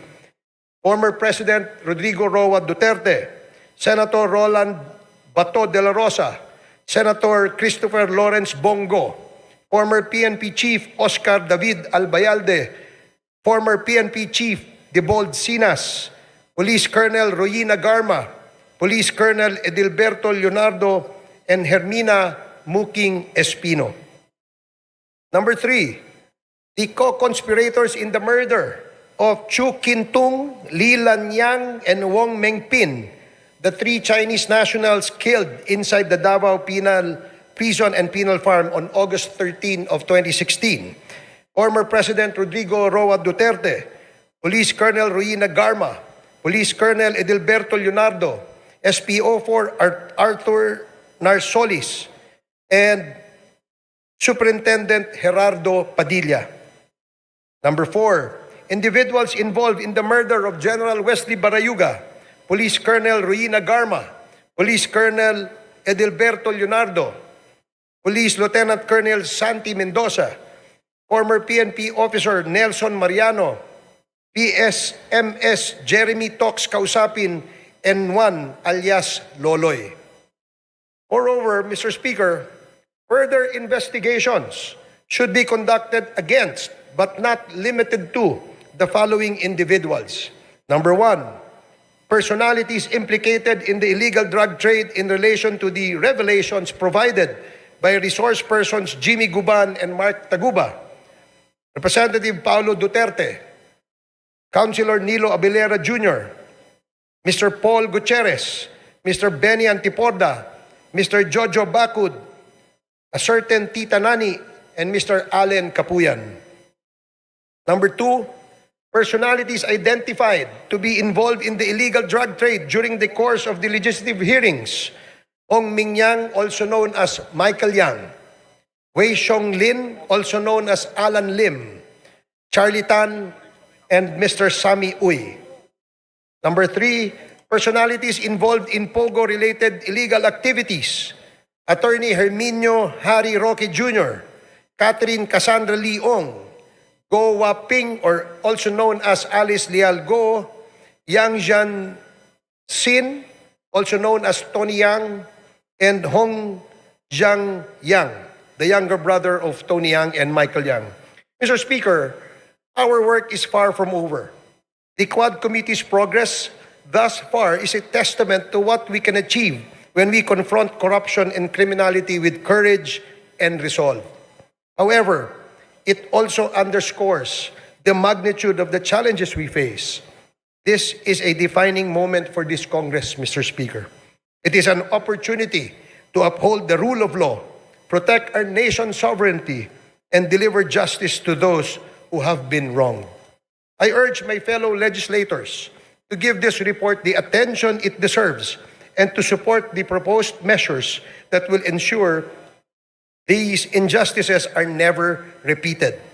Together, let us take the necessary steps to restore faith in our institutions and reaffirm our commitment to the Filipino people. Maraming salamat and Merry Christmas, Mr. Speaker. Thank you very much. Majority Leader. Mr. Speaker, I move to recognize Representative Bienvenido M. Abante Jr., Chairperson of the Committee on Human Rights, to deliver his sponsorship speech. The Honorable Abante is recognized to deliver his sponsorship speech. Thank you, Mr. Speaker. Honorable Speaker and distinguished colleagues in Congress, at lahat po ng ating mga kababayan na nakikinig dito at sa ating website ngayong hapon na ito. Gusto ko lang pong sabihin unang-una, Mr. Speaker, the time of reckoning has come. Nakalagay po sa Matthew chapter 7 and verse number 2. For with what judgment ye judge, ye shall be judged. And with what measure ye meet, it shall be measured to you again. Kung iniisip po natin na magagawa mo ang gusto mong gawin, na hindi mo sinusunod ang saligang batas, dahil nasa kapangyarihan ka, nais kong sabihin, Mr. Speaker, na matatapos din ang mga bagay na yan at ikaw ay hatulan ng taong bayan. Ito pong House of Representatives ay ang bahay po ng taong bayan. Sapagkat tayong lahat ay inelect ng taong bayan upang tayo ay magbusisi ng lahat ng katiwalaang nangyayari sa ating pamahalaan. I consider this a divine blessing to be able to rise today as the chair of the House Committee on Human Rights and co-chair of the Quad Committee to share the initial findings and recommendations of our inquiry, particularly into the extrajudicial killings that occurred during the previous administration's war on drugs. Inuulit ko po, Mr. Speaker, kakampi ako ng dating administrasyon kapag pinag-uusapan po ang pag-alis ng droga sa ating bansa. Sinabi ko po ito sa ating dating Pangulo, ang hindi ko lang maintindihan kung bakit kinakailangan merong mapatay na more than 30,000 people upang mawala ang drugs na ito. Nawala ba ang drugs? Hindi. Nandun pa rin, Mr. Speaker. Indeed, there is a season for everything and a time for every purpose under the heaven, as made clear by the Lord in chapter 3 of the book of Ecclesiastes. This is the most opportune time for the Joint Committee on Dangerous Drugs, Public Order and Safety, Public Accounts, and the Committee on Human Rights to present to you a progress report on our inquiry in aid of legislation. After 13 rigorous and thorough hearings of the so-called Quad Committee, we are confident that we have gathered substantial findings backed by competent evidence to make the requisite recommendations to this legislative body and to the appropriate government agencies for appropriate and decisive action. There was systematic violation of human rights and blatant disregard of due process. The deep probe into the extrajudicial killings, or AGKs, that occurred during the administration of former President Rodrigo Roa Duterte's war on drugs yielded a far deeper tragedy into the lives of the Filipino people rather than the protection and preservation thereof that it was heralded to accomplish. The numbers, Mr. Speaker and my dear colleagues, speak the scary truth. According to data from the Philippine National Police from July 1, 2016 to June 30 of 2022, 7,640 individuals were killed in official police operations. Of these documented deaths, 7,173 were drug pushers, 440 were drug users that should have been rehabilitated, not killed, and only 21 were drug lords. Mr. Speaker, from as far back as May 15, 2024, when my committee started digging into the EJ case, we had been presented with multiple reports indicating that there had been massive nationwide drug-related killings within the period July 2016 to June 2022. The killings were classified either as police operations or perpetrated by unknown perpetrators, which is no different from the Sinaloa type of killings in Latin America, which were notorious at the time, the drug cartel in Latin America. The 2017 year-end accomplishment report of the Duterte administration highlighted as key accomplishments, my dear Speaker, the deaths of 3,967 drug personalities and 16,355 homicide cases under investigation as of 30 September 2017. The PNP reported that there was a total of 7,640 illegal drug suspects who died in police operations, 2,053 of which were recorded in the first 6 months of the Duterte presidency from July to December 2016. No less than the United Nations Office of the High Commissioner for Human Rights noted that there were at least 8,663 drug-related killings as of February of 2019, while academic research, the HUS project of the Third World Studies, University of the Philippines, gathered around 5,348 recorded deaths. The Free Legal Assistance Group cited unassailable data in a Supreme Court and bank extended resolution that indicated that the Duterte administration's anti-drug war from July 1, 2016 to November 27, 2017 recorded a staggering total of 20,322 deaths, or a daily average of 39.46 deaths. Mr. Speaker, and my dear colleagues, was the war on drugs truly aimed at dismantling the drug syndicates and put an end to this illegal and immoral trade?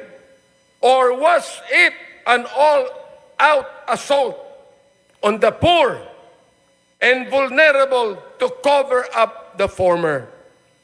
Gusto ba talaga nitong durugin ang mga drug lords at ang illegal drug industry? O durugin lamang ang mga mahihirap upang pagtakpan ang mga may kinalaman o kaugnayan sa problemang ito? Clearly, the war on drugs, while touted as the formidable solution to the country's drug menace, had resulted in the systematic violations of our constitutional rights to life, human dignity, and due process. Ang sagradong buhay na tanging bigay ng poong may kapal ay hindi kailanman dapat pawiin ng sinuman. Ang sabi po ng Diyos, "Thou shalt not kill." But the war on drugs resonated a policy of kill, kill, kill. As the former president has always said, shoot them dead. The role of leadership in a culture of impunity. How did we get here? Paano ito nangyari? One cannot look at all the evidence and not come to this credible and undeniable conclusion that former President Rodrigo Roa Duterte's public pronouncements encouraged, facilitated, and normalized the killings and emboldened some of our policemen who are supposed to be the protectors of the people to carry out the same.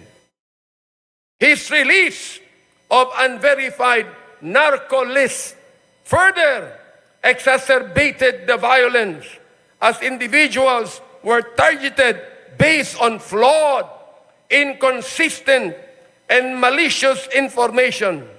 Isa sa mga biktima nito, si former Iloilo City Mayor Jed Patrick Mabilog.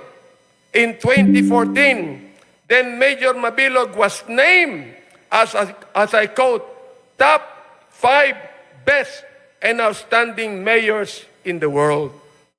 In the 2014 World Mayor Awards, mula sa short list ng best mayors in the world, na isama sa drug list ni Pangulong Duterte, nasira ang pangalan ni Mayor Mabilog.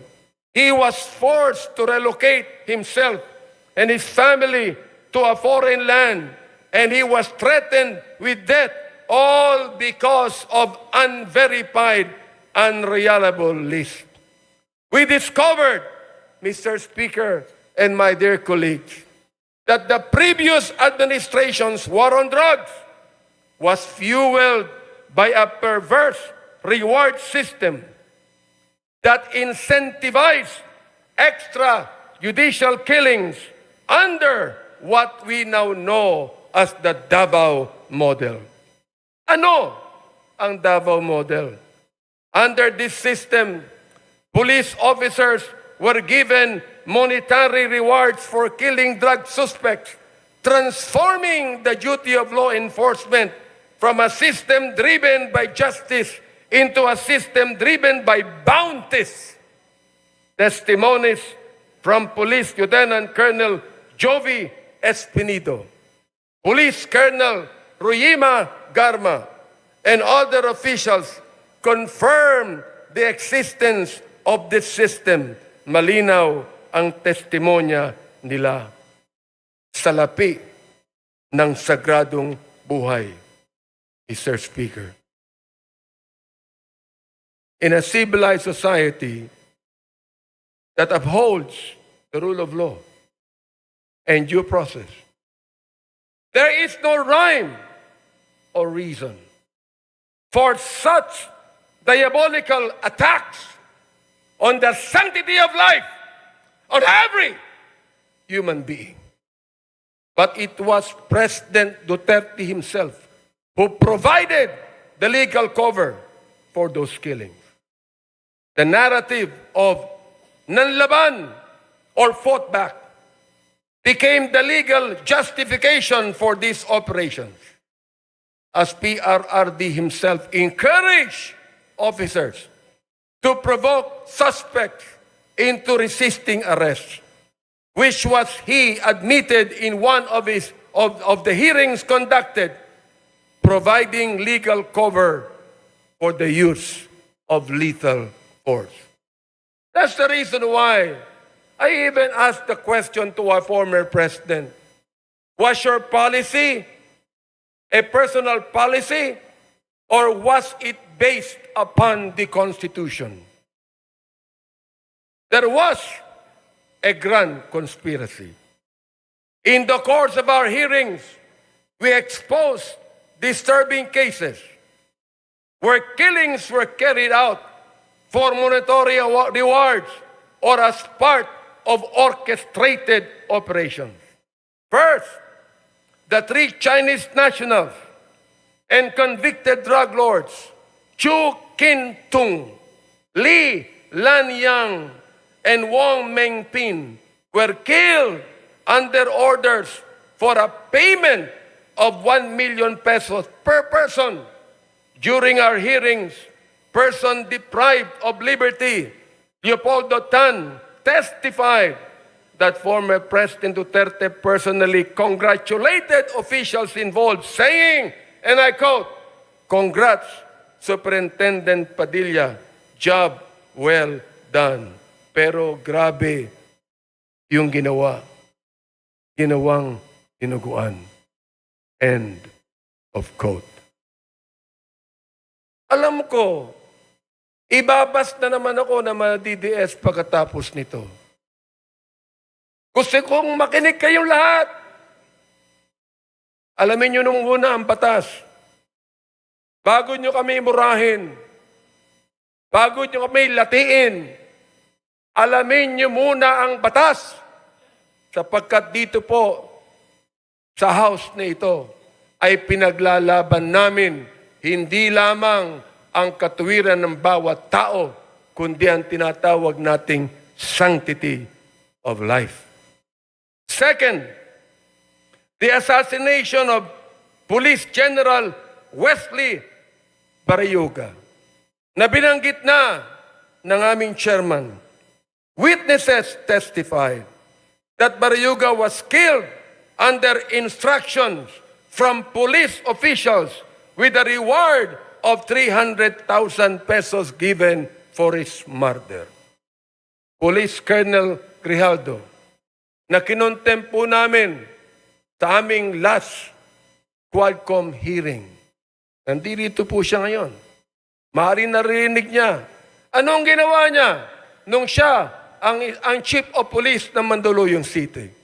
Ang general na ito ay pinatay doon sa Mandaluyong. Walang police report, walang investigation report, walang ginawa ang Chief of Police na ito. Siya ba'y tinanggal sa pagiging Chief of Police? Hindi, mga kaibigan. Samantalang yan palagi ang SOP ng Philippine National Police.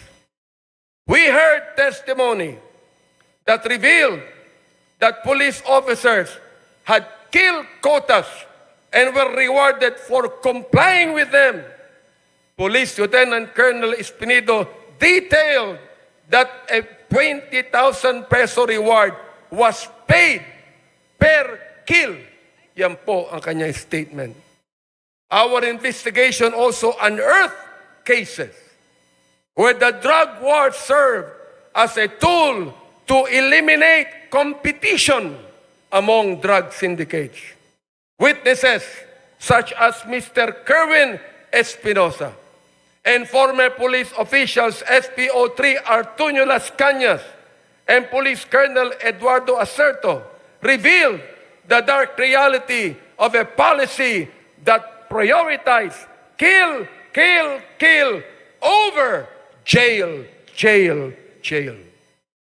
Mr. Speaker, more data reveal how every effort was made to ensure that those involved in these killings were spared from the consequences of their actions. Of the over 8,351 deaths, the PNP's Internal Affairs Service reported that 99.17% of cases resulted in the exoneration of police officers. Just imagine. Of the 32,803 policemen charged for operations, only 30 were dismissed. These numbers expose a justice system that failed the victims and their families. Out of all this bloodshed, ano naman ang naging impact sa paggamit ng droga?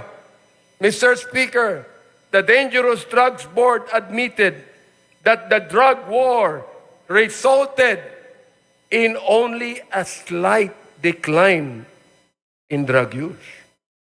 The figure of 4 million drug users that former President Duterte cited at the start of his term had no verified basis. Sinabi pa niya na itong si Adolf Hitler pumatay ng 3 milyon ng mga Hudyo. Mali pa ang sinabi niya, 6 million po ang napatay niya. Kaya dapat patayin ang 3 milyon ng mga drug pushers. Ganun po ba ang dapat katawiran ng isang pangulo ng isang democratic country? Hindi po tayo terorista. Hindi tayo komunista. Hindi tayo diktadorya. Tayo po ay demokrasya. Mr. Speaker, as a result of these hearings, we filed House Bill number 10986, an act classifying and penalizing extrajudicial killings as a heinous crime, providing reparation for the victims, and strengthening the mechanism for its prevention. This bill, otherwise known as the Anti-Extrajudicial Killing Act, defines extrajudicial killing as any killing other than that imposed by the state pursuant to the provisions of the Constitution on heinous crimes, or a deliberate and arbitrary killing of any person not authorized by a previous judgment pronounced by a competent court, committed by a public officer, personal authority, agent of a personal authority, or any person who is acting under the actual or apparent authority of the state. Under this measure, extrajudicial killing is classified as a heinous crime, punishable by life imprisonment. Monetary reparation between 250,000 pesos to 500,000 pesos, as well as a non-monetary reparation, will be granted to victims and their families to be determined by the extrajudicial killing claims board proposed under the bill. Sana po maging batas na po ito. Next, we recommend the passage of a death in custody or under Police Operations Act. This will institutionalize official recording and reporting of deaths during police operations in custody with mandatory annual reports as submitted to Congress, DOJ, and the CHR. The establishment of a national interagency investigative body, an independent agency tasked to investigate EJKs and the other human rights abuses committed by state and non-state actors. The creation of an independent international affairs service that is autonomous to ensure accountability free from the PNP influence. We also recommend the filing of appropriate charges against officials responsible for these atrocities. We recommend that cases be filed under Section 6, Crimes Against Humanity, under the International Humanitarian Law, Republic Act 9851, against former President Rodrigo Roa Duterte, Senator Ronald Bato de la Rosa, former PNP Chief Oscar David Albayalde, and former PNP Chief De Bolsinas, among others. We also recommend reparations for victims of EJ case, strengthening the Commission on Human Rights, and enacting prevention measures to ensure that none of these horrendous abuses to human rights will ever happen again. Mga kababayan, as stewards of justice and as the representatives of our people, it is our moral and sacred duty to hold the perpetrators accountable and to uphold the value of every human life. Nais ko sang sabihin sa inyo na ang distrito ko po ay drug-free. Pero walang napatay. Kahit isa. Pwede naman pala eh. Pwede naman pala na ang isang syudad, ang isang bayan, ang isang distrito, pwedeng mawala ang drugs na hindi mo kinakailangan pumatay. Mga kaibigan, my dear speaker, my dear colleagues, I know that this is a season of giving, love, and forgiveness. And may this also be a season of healing, but never giving up on justice and truth. Maraming salamat po at maligayang Pasko sa inyong lahat.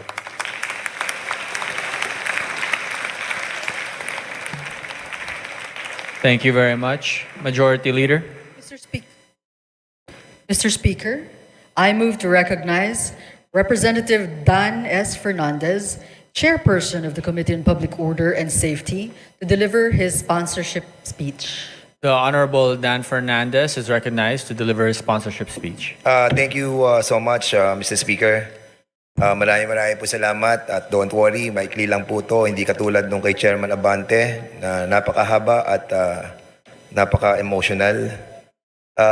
Mr. Speaker, distinguished colleagues and guests in the plenary hall, magandang hapon po sa ating lahat. It is my honor to present, together with my co-chairs of the Joint Committee comprising the Committee Dangerous Drugs, Public Order and Safety, Human Rights and Public Accounts, also known as the Quadcom. This progress report outlining the facts established, evidence gathered, actions taken, and recommendations for remedial legislation concerning extrajudicial killings, illegal drugs, illegal Philippine offshore gaming operators, and anomalous transactions involving local government units in connection with these unlawful activities. To date, the Joint Committee has conducted 13 public hearings and has obtained numerous testimonies of witnesses and documentary evidence in the course of its inquiry. Mr. Speaker, the Joint Committee has identified compelling evidence that necessitates prompt and decisive legal action by the appropriate government agencies, as well as urgent legislative intervention to enact laws and policies that will effectively address these critical issues. With respect to POGOs, the Joint Committee found a discernible pattern regarding their creation and operation.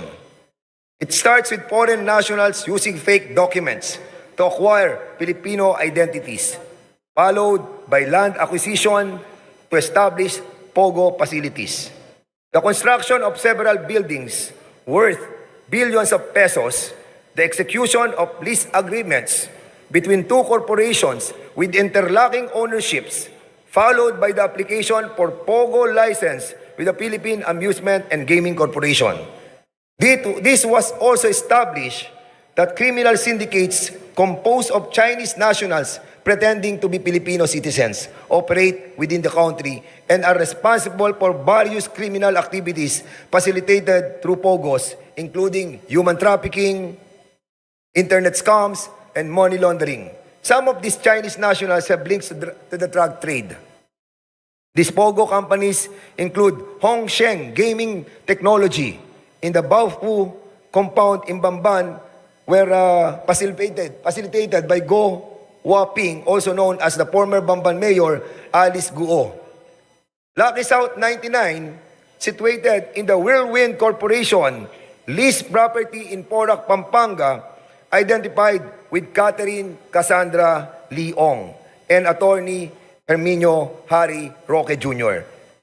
At kasama rin po dito si Sean Wei Technology owned by Alan Lim, also known as Wei Xiong Lim, together with his wife, Rose Nonolin. The findings of the Joint Committee have led to the filing of cases against Guo Waping, Catherine Cassandra Leong, and attorney Harry Roque, and several other Chinese and Filipino incorporators of POGO companies for qualified human trafficking. Money laundering cases have also been lodged against them. Aside from Guo, Ong, and Roque, the Joint Committee recommends that criminal investigations be commenced to look into the involvement of other key personalities such as Hong Ming Yang, also known as Michael Yang, his elder brother Yang Jianxin, also known as Tony Yang, and spouses Alan Lim and Rose Nono Lin into illegal POGO activities. As a result of the joint hearings, the Anti-Money Laundering Council was directed to apply with the court for the issuance of a freeze order covering the assets related to the unlawful activities of Lucky South 99, Whirlwind Corporation, and Bian Cham Holdings. Furthermore, as a result of the findings into the illegal activities of POGOs, this representation and fellow members of the Joint Committee filed House Bill number 10987, or the proposed Anti-Offshore Gaming Operations Act. The bill seeks to establish ironclad provisions against the resurgence of POGOs in the country and repeals two laws related to the offshore gaming. Executive Order number 13, issued by former President Duterte, and Republic Act number 11590, or the law taxing POGOs. In relation to POGOs, we filed more significant pieces of legislation. House Bill number 11043, which seeks to provide for a civil forfeiture in favor of the state of any unlawfully acquired real estate properties by any foreign national. And a third measure, House Bill number 11117, which seeks to provide for the administrative cancellation of birth certificates fraudulently registered by foreign nationals. The Joint Committee has recommended several other remedial legislations, including the following: Amendment to Republic Act number 9487, further amending Presidential Decree number 1869, otherwise known as the Charter of the Philippine Amusement and Gaming Corporation, so that PAGCOR shall have the exclusive authority to authorize, license, and regulate games of chance. Number 2, Amendment to Republic Act number 10175, or the Cybercrime Prevention Act of 2012, to expand the definition of service providers, widen the scope of offenses, and strengthen the cybercrime investigation and coordinating center. Number 3, Amendment to Republic Act number 10591, or the Comprehensive Firearms and Ammunition Regulation Act, to provide stiffer penalties for the illegal transfer or registration of firearms. Number 4, amendments to Republic Act number 11055 or the Philippine Identification System Act to impose stiffer penalties for the willful falsification or sale of fake PLC's IDs. Number 5, amendment to Republic Act number 11934 or the Subscriber Identity Module Registration Act to limit the number of blank SIM cards that are sold to resellers or to require the pre-activation of SIM cards that are sold in bulk quantities. And lastly, amendment to the charter of the PBDEC, Industrial Authority, to empower the corporation to fully exercise its visitorial and inspection powers over all locators and service providers operating inside the industrial state located in the municipalities of Tagoloan and Villanueva in Misamis Oriental. Mr. Speaker, beyond these legislative initiatives, beyond the possible filing of cases, I wish to highlight the suffering and abuse that many trafficking victims have endured at the hands of these evil POGO operators. The trauma, their deaths, can never be rectified by laws alone. We must fight to ensure that they obtain justice and are afforded counseling and rehabilitation. Let us not leave them by the wayside. Ang karumaldumal na gawain na kapaloob sa operasyon ng POGO ay isang bagay na hindi maitatago ng mga taong nakinabang sa operasyon na ito. Politiko, negosyante, mga banyaga at marami pang iba. Itago man, pilit man, ay kusa namang ilalabas ng tadhana ang katotohanan kung ano ang dilim sa likod ng operasyon ng sugal na ito na sumisira sa kaayusan at imahe ng ating bansa. Ang mga buhay na mapabanyaga man o lokal nating kababayan na kinuha ang kanilang buhay ng mga mapag-abusong tagapamahala ng mga POGO ay ibinubulid na ang kaluluwa sa impyerno. Direct and indirect participation in the operation of POGO must pay the price. Di po pwede nakalimutan na natin ang nakaraan at mag-move forward na tayo. We hope that the Executive Department, Mr. Speaker, through our President, Ferdinand Bongbong Marcos, will give justice to the families of the innocent people who are all victimized by these greedy crooks whose sole objective was to enrich themselves with POGO money. Tapos na po ang mapag-abuso na kalakaran sa operasyon ng POGO. We are in the process of cleaning and wiping out the remnants of a bad memory that will linger in the minds of our people.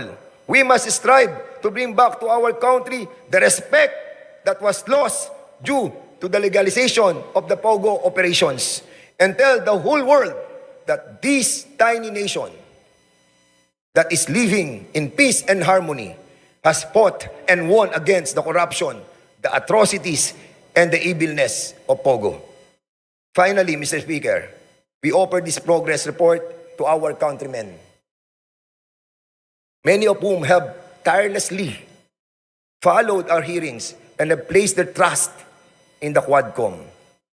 Taus-puso po ang aming pasasalamat sa inyong walang sawang pagsubaybay, sa inyong buong suporta at tiwala. We stand with you in the pursuit of truth and justice. Maraming salamat po. Thank you very much. Majority Leader.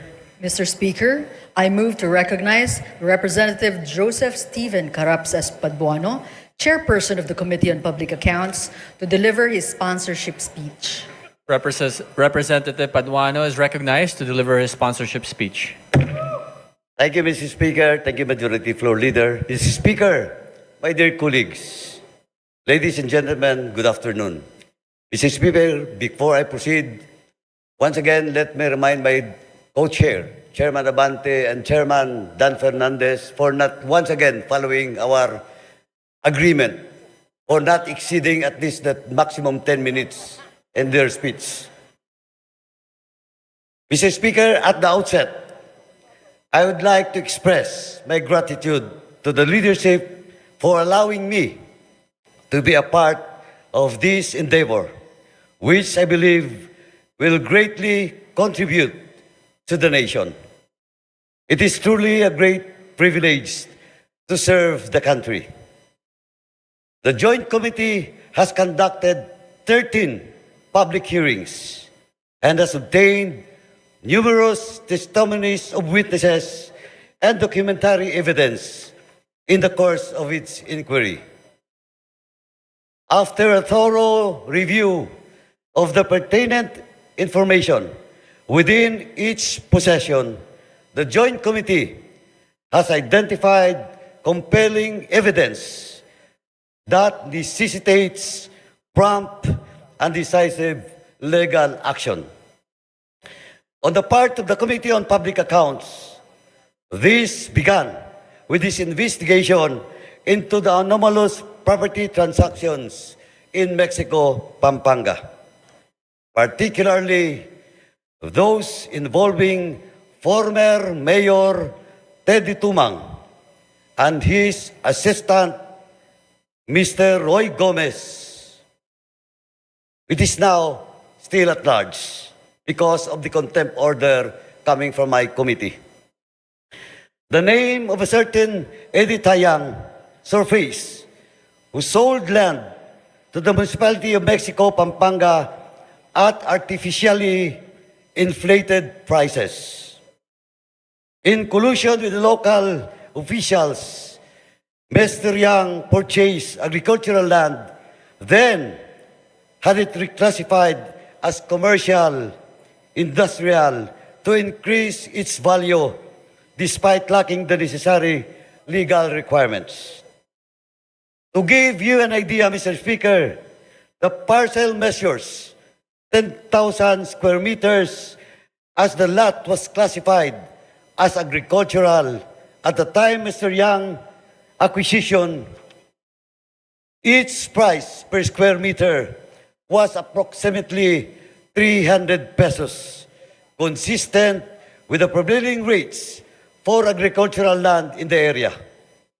With the lot reclassified as industrial, Mr. Yang sold it to the municipality for 29,500,000 pesos or 2,700 pesos per square meter.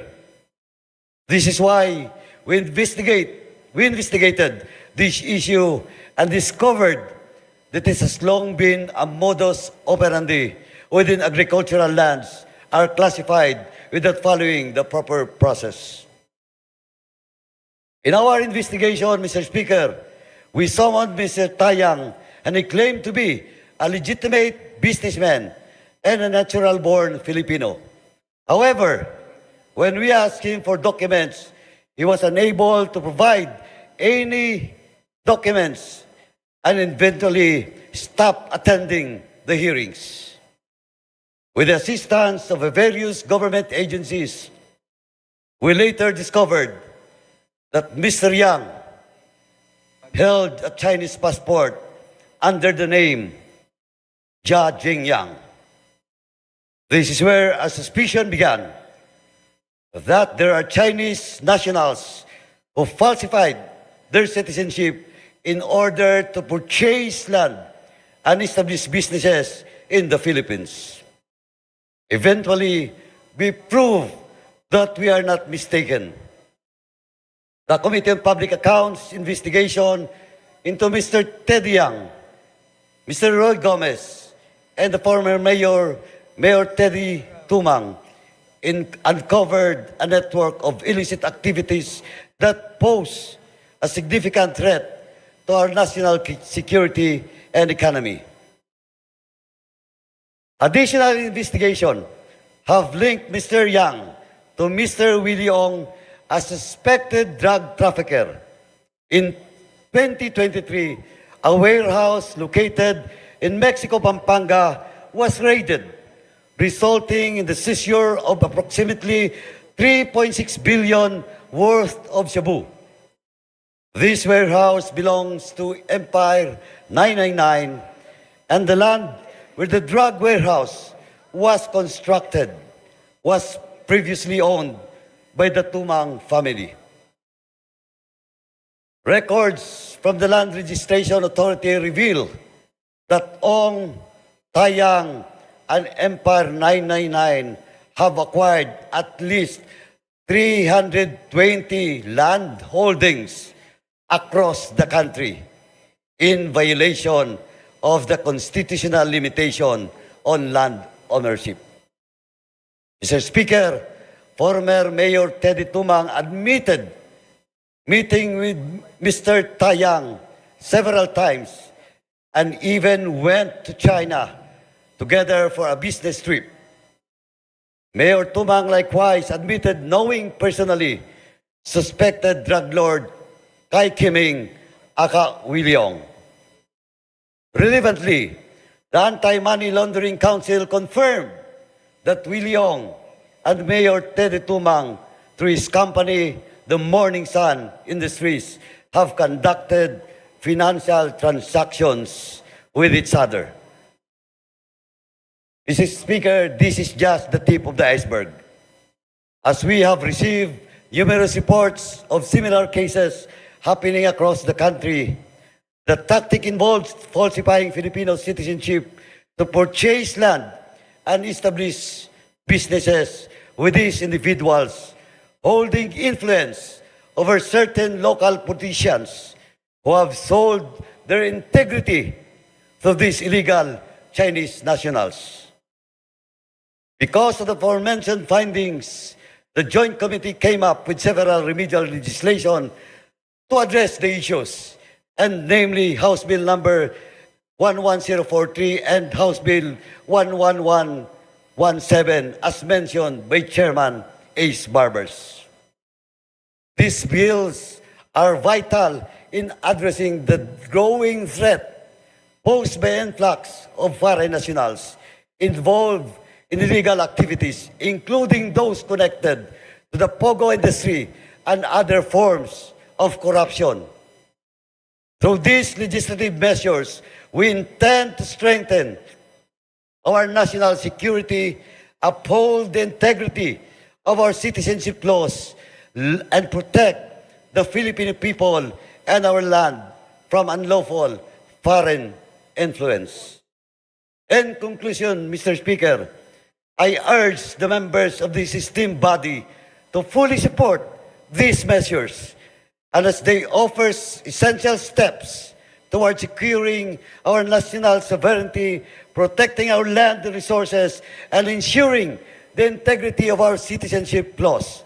By enacting these measures, we take a strong stand against the exploitation of our systems by foreign nationals and criminals, and we create lasting solutions to safeguard the interests of the Filipino people.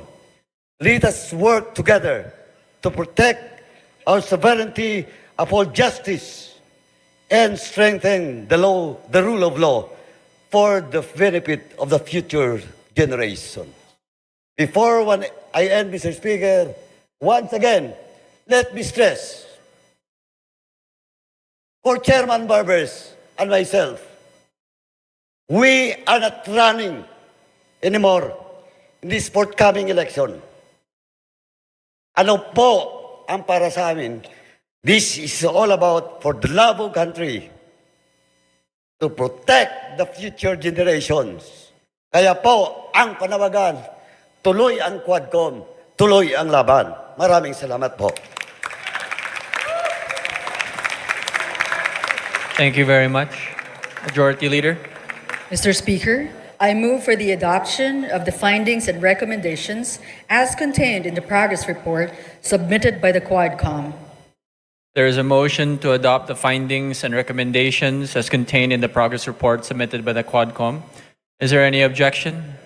Chair hears none. The motion is approved. Majority Leader.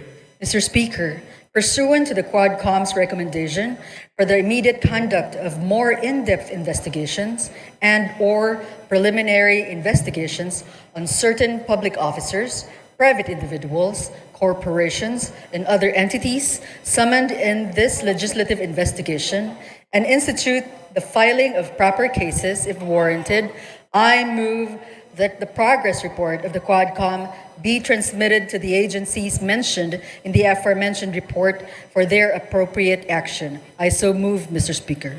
Is there any objection to the motion of the Majority Leader? The Chair hears none. The motion is approved.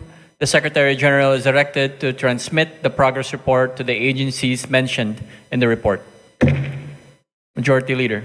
Mr. Speaker, I move that the progress report of the Quadcom be furnished to the appropriate committees for referral of the proposed remedial legislation as contained in the report for their appropriate action. I so move, Mr. Speaker. Is there any objection? The Chair hears none. The motion is approved. The Secretary General is directed to furnish the progress report to the committees mentioned. Majority Leader. Mr. Speaker, considering that the Quadcom have not terminated its hearings on the subject, the progress report is without prejudice to its submission of a committee report containing additional findings and recommendations. The manifestation of the Majority Leader is duly noted. Majority Leader. Mr. Speaker, I move for the consideration of House Resolution 2147, copies of which have been distributed to the members, and for this purpose, may we request that the Secretary General be directed to read the title of the House Resolution. Is there any objection? The Chair hears none. The Secretary General is directed to read the title of the House Resolution 2147. House Resolution 2147, Resolution authorizing the Committees on Public Order and Safety, Information and Communications Technology, and Public Information to conduct a joint inquiry in aid of legislation on the rampant posting of false and malicious content in social media platforms while safeguarding freedom of speech and ensuring digital safety. Majority Leader. Mr. Speaker, I move to adopt House Resolution 2147. There is a motion to adopt House Resolution 2147. All those in favor, please say aye. All those against, say nay. The ayes have it. House Resolution number 2147 is hereby adopted. Majority Leader. Mr. Speaker, I move that we suspend session for a few minutes. Session is suspended.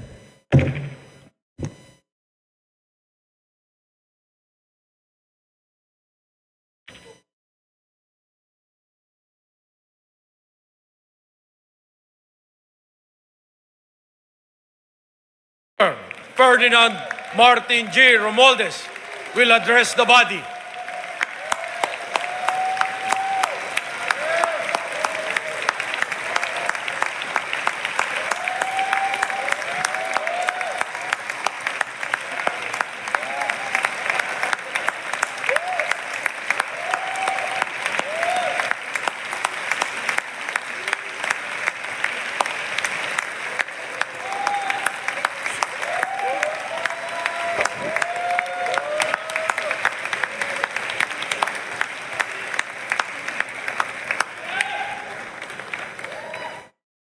Please take your seats, ladies and gentlemen, honorable members. Mga kagalang-galang na kasamahan, mahal kong kababayan, mahal kong kaibigan. As we close this chapter of the 19th Congress for the year, let me first express my profound gratitude to each and every one of you. Thank you so much. Maraming salamat po sa inyong lahat. Salamat sa malasakit, sa ating mga kababayan. Salamat sa pagtindig sa katotohanan. This is not just another session day. Today is an opportunity to reflect on the year that was. A year of challenges, triumphs, and unrelenting hope. It's a privilege to stand before you, representing a chamber united not just by the authority vested in us, but by the Constitution, but by the collective will to serve the Filipino people. Every single one of us here today has carried a burden, some heavier than others, but all for the singular purpose of uplifting the lives of our fellow Filipinos. Let me take you on a journey as we look back at the immense strides we've made, the battles we've fought together, and the victories that we now celebrate as one house and one nation. When we began this legislative year, we were faced with an uphill battle. Inflation bore down on every Filipino household. Global conflicts sent ripple effects across our shores, and calamities tested us and the resilience of our nation. In an unprecedented and unforeseen turn of events, we were confronted with and tackled matters that may have been the most contentious, grave, and intricate issues of our time. On top of that, climate events and movements in the global market set us back in our targets as these unexpected circumstances demanded our immediate action. Yet, we persevered together. We tackled these challenges head on, driven by unwavering commitment to the Filipino people. Despite efforts to dim the light on this dignified institution, we held our ground. We refused to be defeated by false accusations and malicious maneuvers driven by self-interest, selfishness, and greed. I have seen the extraordinary resilience of our members. Despite the pressures of legislation and the complexities of the issues that we face and the often painful decisions we must make, you, my colleagues, have never wavered. Thank you.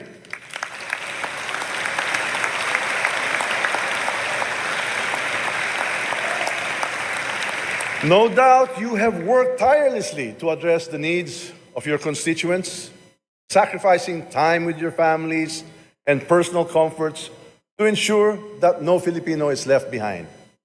It is not easy to be in public service, but it is in moments like these when the results of our labor manifest in the improved lives of our people that make it all worthwhile. My dear colleagues, your resilience and determination were beyond measure. Throughout this period, we have successfully demonstrated our ability to act decisively and inclusively. Despite the pressures, obstacles, and overbearing weight of our tasks, we never backed down in our commitment to improve the lives of the Filipino people and our respective constituents. This year further displayed the strength of our democracy as we chose to uphold justice, equity, and fairness. In other words, we matched these immense challenges with great achievements. As Mahatma Gandhi said, dignity of human nature requires that we must face the storms of life. And face the storms we did, intelligently, gallantly, and objectively while relying on the fundamental principles of law. On this note, I would like to commend all the members for your inestimable contribution to this chamber. Thank you again.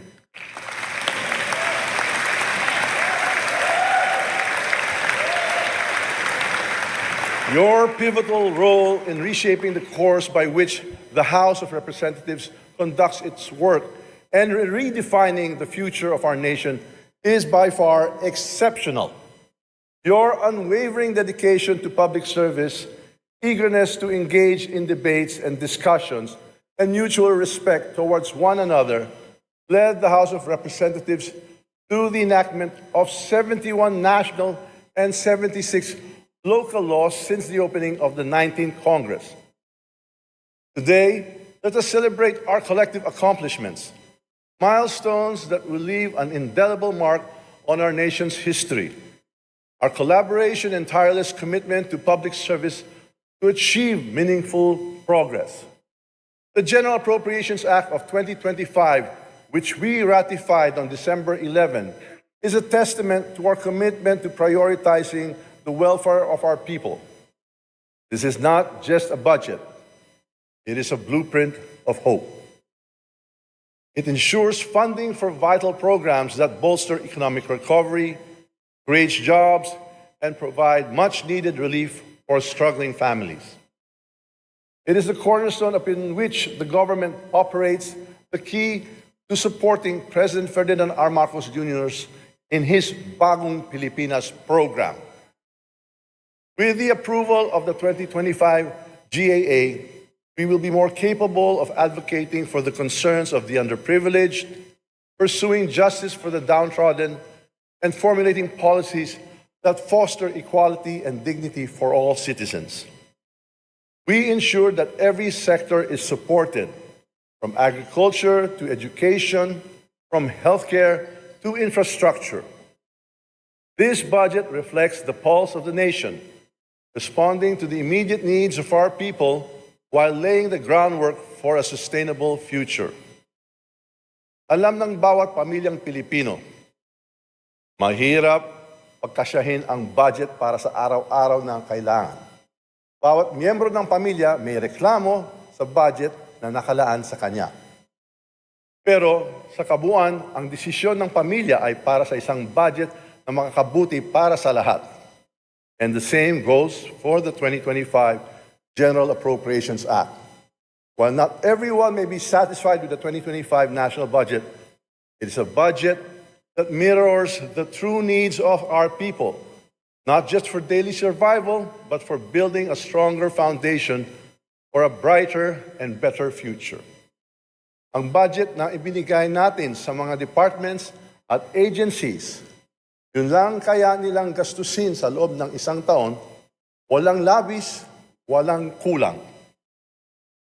On our legislative duties, we have approved 60 out of the 64 common legislative CLA measures, demonstrating our resolve to deliver on our promises. I am proud to report that we successfully passed 27 out of the 28 priority measures identified by the Legislative Executive Development Advisory Council, DALEDAC, for passage by the end of the 19th Congress. These are not mere numbers. These are solutions to real problems faced by our constituents. Among these, I would like to highlight the National Land Use Act, which will pave the way for better land utilization and food security, and the Public-Private Partnership Act, which will attract investments and boost our economy. I'm quite elated to report that 4 more national and 36 local measures are already awaiting action by President Ferdinand R. Marcos Jr. We have ratified 3 conference committee reports. 5 measures are currently pending with the bicameral conference committee, and about 800 legislative measures approved on 3rd and final reading are awaiting action by the Senate. Since the 19th Congress opened, there were 1,366 measures approved, with 11,232 bills and 2,211 resolutions filed. This year alone, the House of Representatives, together with the Senate, worked hard to enact 51 national and 53 local laws. Recently enacted are Republic Act number 12063, or the Enterprise-Based Education and Training, the EBIT Framework Act. RA number 12064, or the Philippine Maritime Zones Act. RA 12065, or the Philippine Archipelagic Sea Lanes Act. RA 12066, or the Corporate Recovery and Tax Incentives for Enterprises to Maximize Opportunities for Reinvigorating the Economy, the Create More Act. And RA 12078, or the amendments to the Agriculture Clarification Act. The House likewise spearheaded the recent enactment of other significant legislative measures, which include RA 12076, or the Ligtas Pinoy Centers Act, RA 12077, for the Student Loan Payment Moratorium during Disasters and Emergencies Act, RA 12079, or the VAT Refund for Non-Resident Tourists Act, and RA 12080, or the Basic Education, Mental Health, and Well-Being Promotion Act. Tapos nang natin lahat ng homework natin para sa taong ito. At sigurado po, mission accomplished tayo sa iba pang batas bago matapos ang termino natin sa 19th Congress sa Hunyo. This year, we have also exercised our oversight functions with diligence and integrity. Our investigations in aid of legislation have uncovered anomalies, held officials accountable, and pushed for reforms to ensure public funds are spent wisely. In the course of our legislative responsibilities, the House of the People remains vigilant in emphasizing the importance of transparency and accountability of public funds, reaffirming our commitment to safeguarding our most precious resources. Ladies and gentlemen, the voice of the people resonates through us. As their emissary, let us acknowledge we have a sacred duty to our constituents and the values that bind us as a nation. A better future for the entire nation carries the essence of our duty. Our policies and actions must be designed to bring people together and not divide them, to build instead of destroy, and to develop rather than impede. Nakaabang ang milyong Pilipino sa bawat hearing ng ating Quad Committee at Good Government Committee. Naging sumbungan ang Kongreso ng mga kababayan nating naghahanap ng katarungan at solusyon sa mga katiwalian. Kailangan lang nagsimula na rin ang hearings ng ating Quinta Committee. Tayo natin maghanap ng solusyon kung paano pababain ang presyo ng bigas at iba pang bilihin. The Quinta Com seeks to address food affordability, accessibility, safety, while also examining the effects of agricultural practices on food production and food insecurity. Its hearings revealed significant instances of large-scale smuggling of agricultural products, manipulation of the prices of rice by traders, and the creation of artificial shortages of rice. These issues highlight specific vulnerabilities in monitoring transactions amongst wholesalers, retailers, and middlemen. Hoarding, the absence of proper monitoring, and other illegal practices have resulted to billions in foregone revenues. These most certainly must be addressed. Kaya naman, hiniling natin sa Executive Department na magbuo ng mega task force laban sa mga kartel na nagmamanipula ng presyo ng bigas at iba pang bilihin.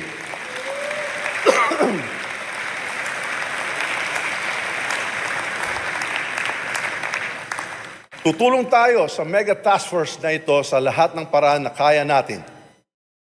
Hindi tayo titigil hanggat hindi nabubuwag ang mga kartel at ito ay may preso ang mga leader nila.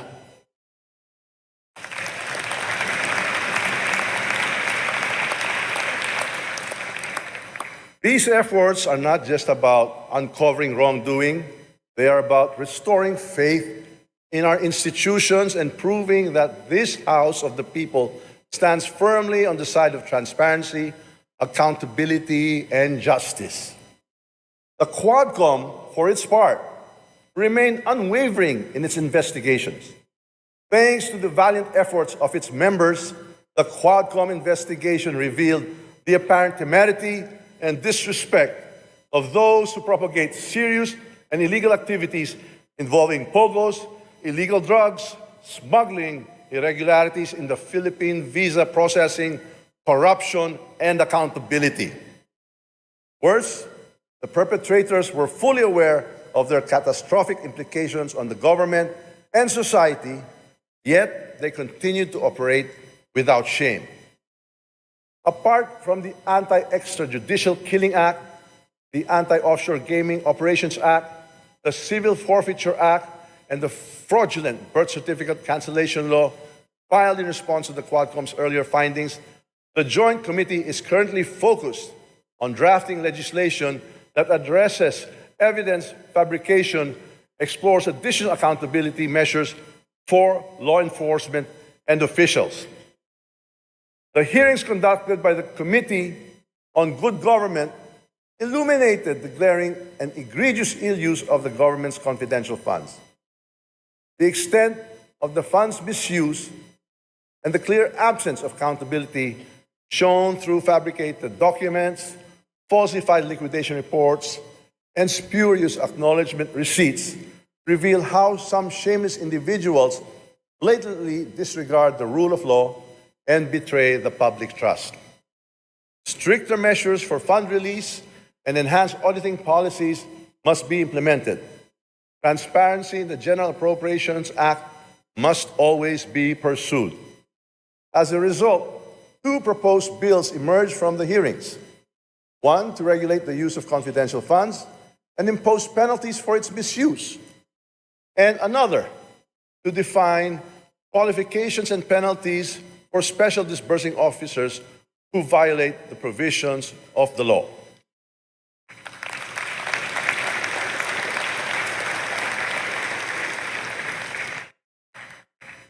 Next year, the House of Representatives will also conduct a thorough and impartial investigation into how PhilHealth's funds are being managed.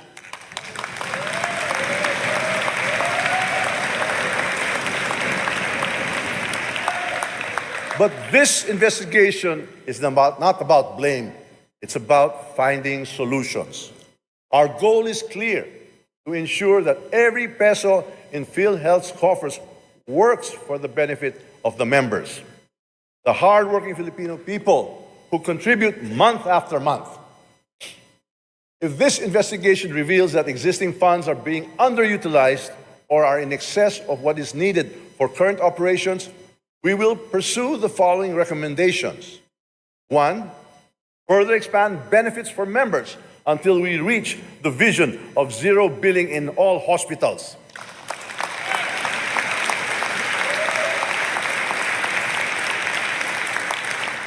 We will also ensure that PhilHealth provides expanded healthcare coverage, including additional medical services, hospitalization support, and better benefits for those in need. Number two, further reduce premium contributions for workers and employers burdened by rising costs. We will explore reducing premiums while maintaining PhilHealth's capacity to deliver its services. Three, suspend premium payments for 1 year.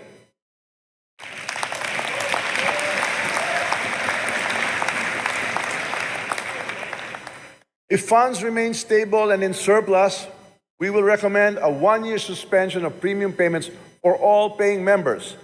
This will serve as a form of relief to millions of Filipinos already grappling with inflation and rising prices.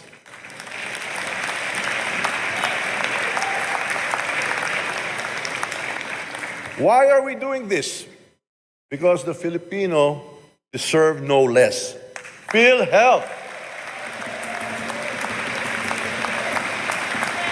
PhilHealth exists to provide security and comfort in times of medical emergencies. It should not hoard resources at the expense of its members.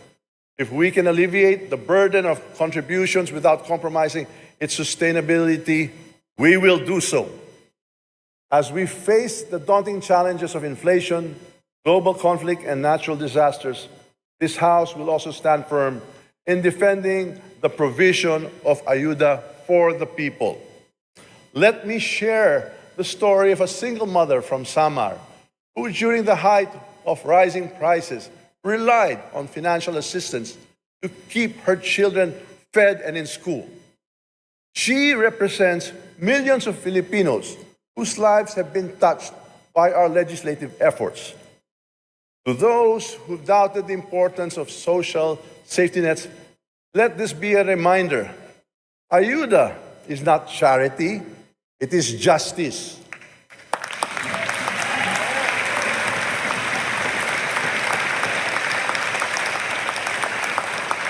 It is our duty to ensure that no Filipino falls through the cracks, especially in times of crisis.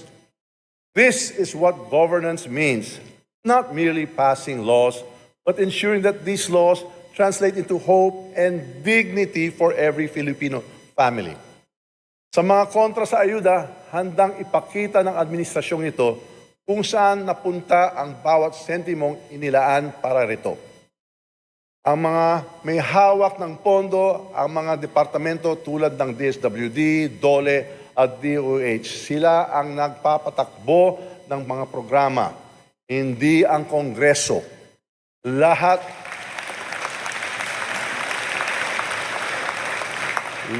ng programa ito may totoong benepisyaryo, may totoong resibo.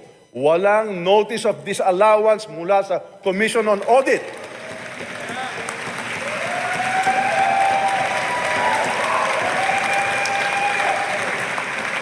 Ang trabaho ng Kongreso, tiyakin ang pondo rito at masiguro na nakakarating ng maayos sa mga benepisyaryo.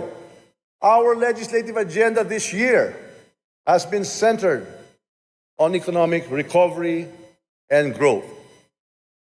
By passing measures that promote job creation, support small and medium enterprises, and attract foreign investments, we have laid the foundation for a more robust and inclusive economy. But we also recognize that the work is far from over. Inflation continues to affect the daily lives of our constituents. Families still struggle to put food on the table, and young Filipinos dream of a future free from poverty. Alam natin ang problema sa araw-araw ng ating mga kababayan. Kausap natin sila sa mga panahong nasa distrito tayo. Kaya naman hindi tayo tumitigil na humanap ng solusyon sa mga problemang ito. As we move forward, this House will continue to champion policies that address these concerns. Policies that provide opportunities, alleviate burdens, and inspire hope. In its Philippines Economic Update report released this December, the World Bank indicates that the Philippines will continue to make progress in reducing poverty. As a result of robust economic growth and rising real household incomes, poverty incidence is projected to decline from 15.5% in 2023 to 13.6% in 2024, before falling further to 11.3% by 2026.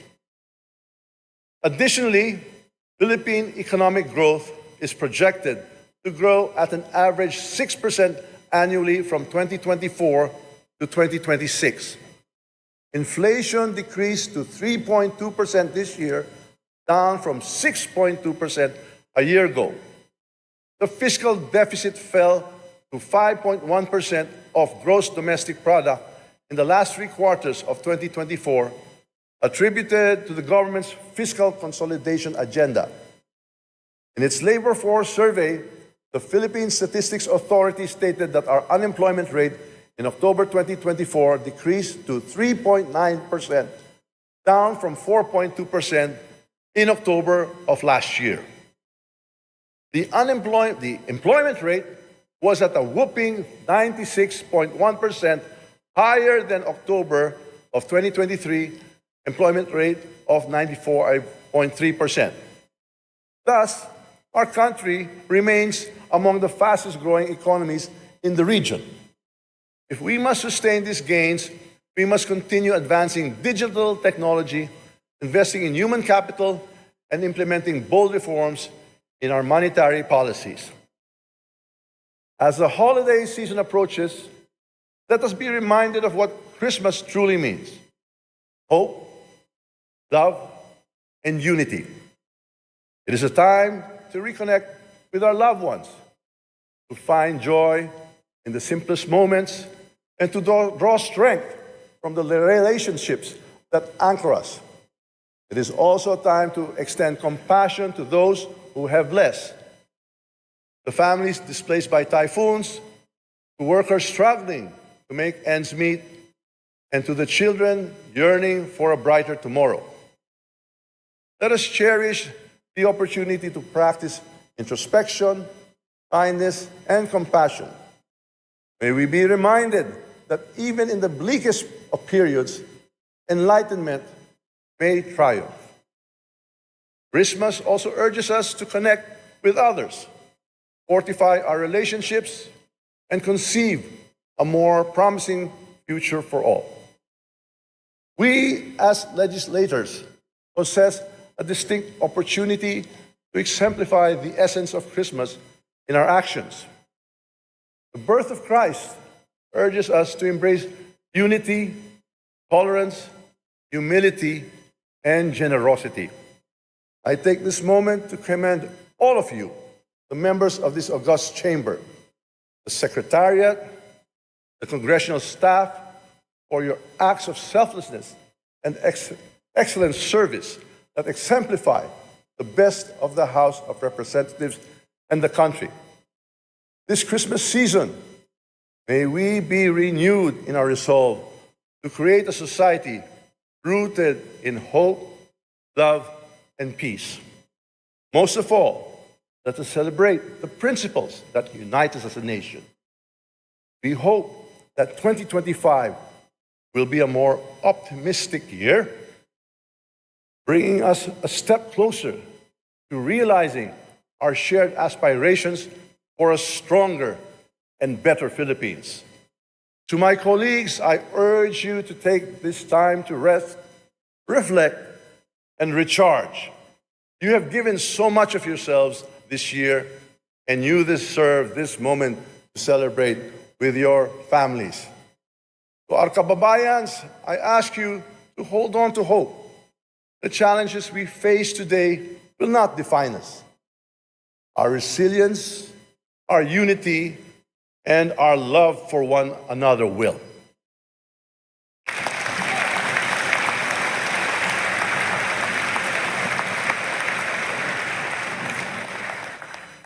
As we adjourn for the year, let us carry with us the lessons and the victories and the challenges of 2024. Let us commit to returning in January with the same passion, the same resolve, and the same heart for public service. I thank you, my colleagues, for your dedication and partnership. I thank our people for their trust and faith in this institution, and I thank the Almighty for guiding us in this sacred duty. Together, we build a brighter, a more prosperous, a more united nation.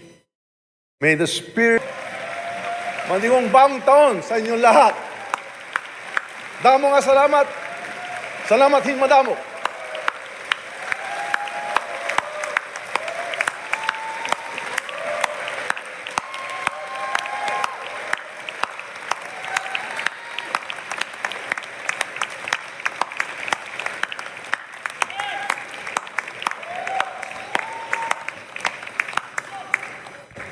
Majority Leader.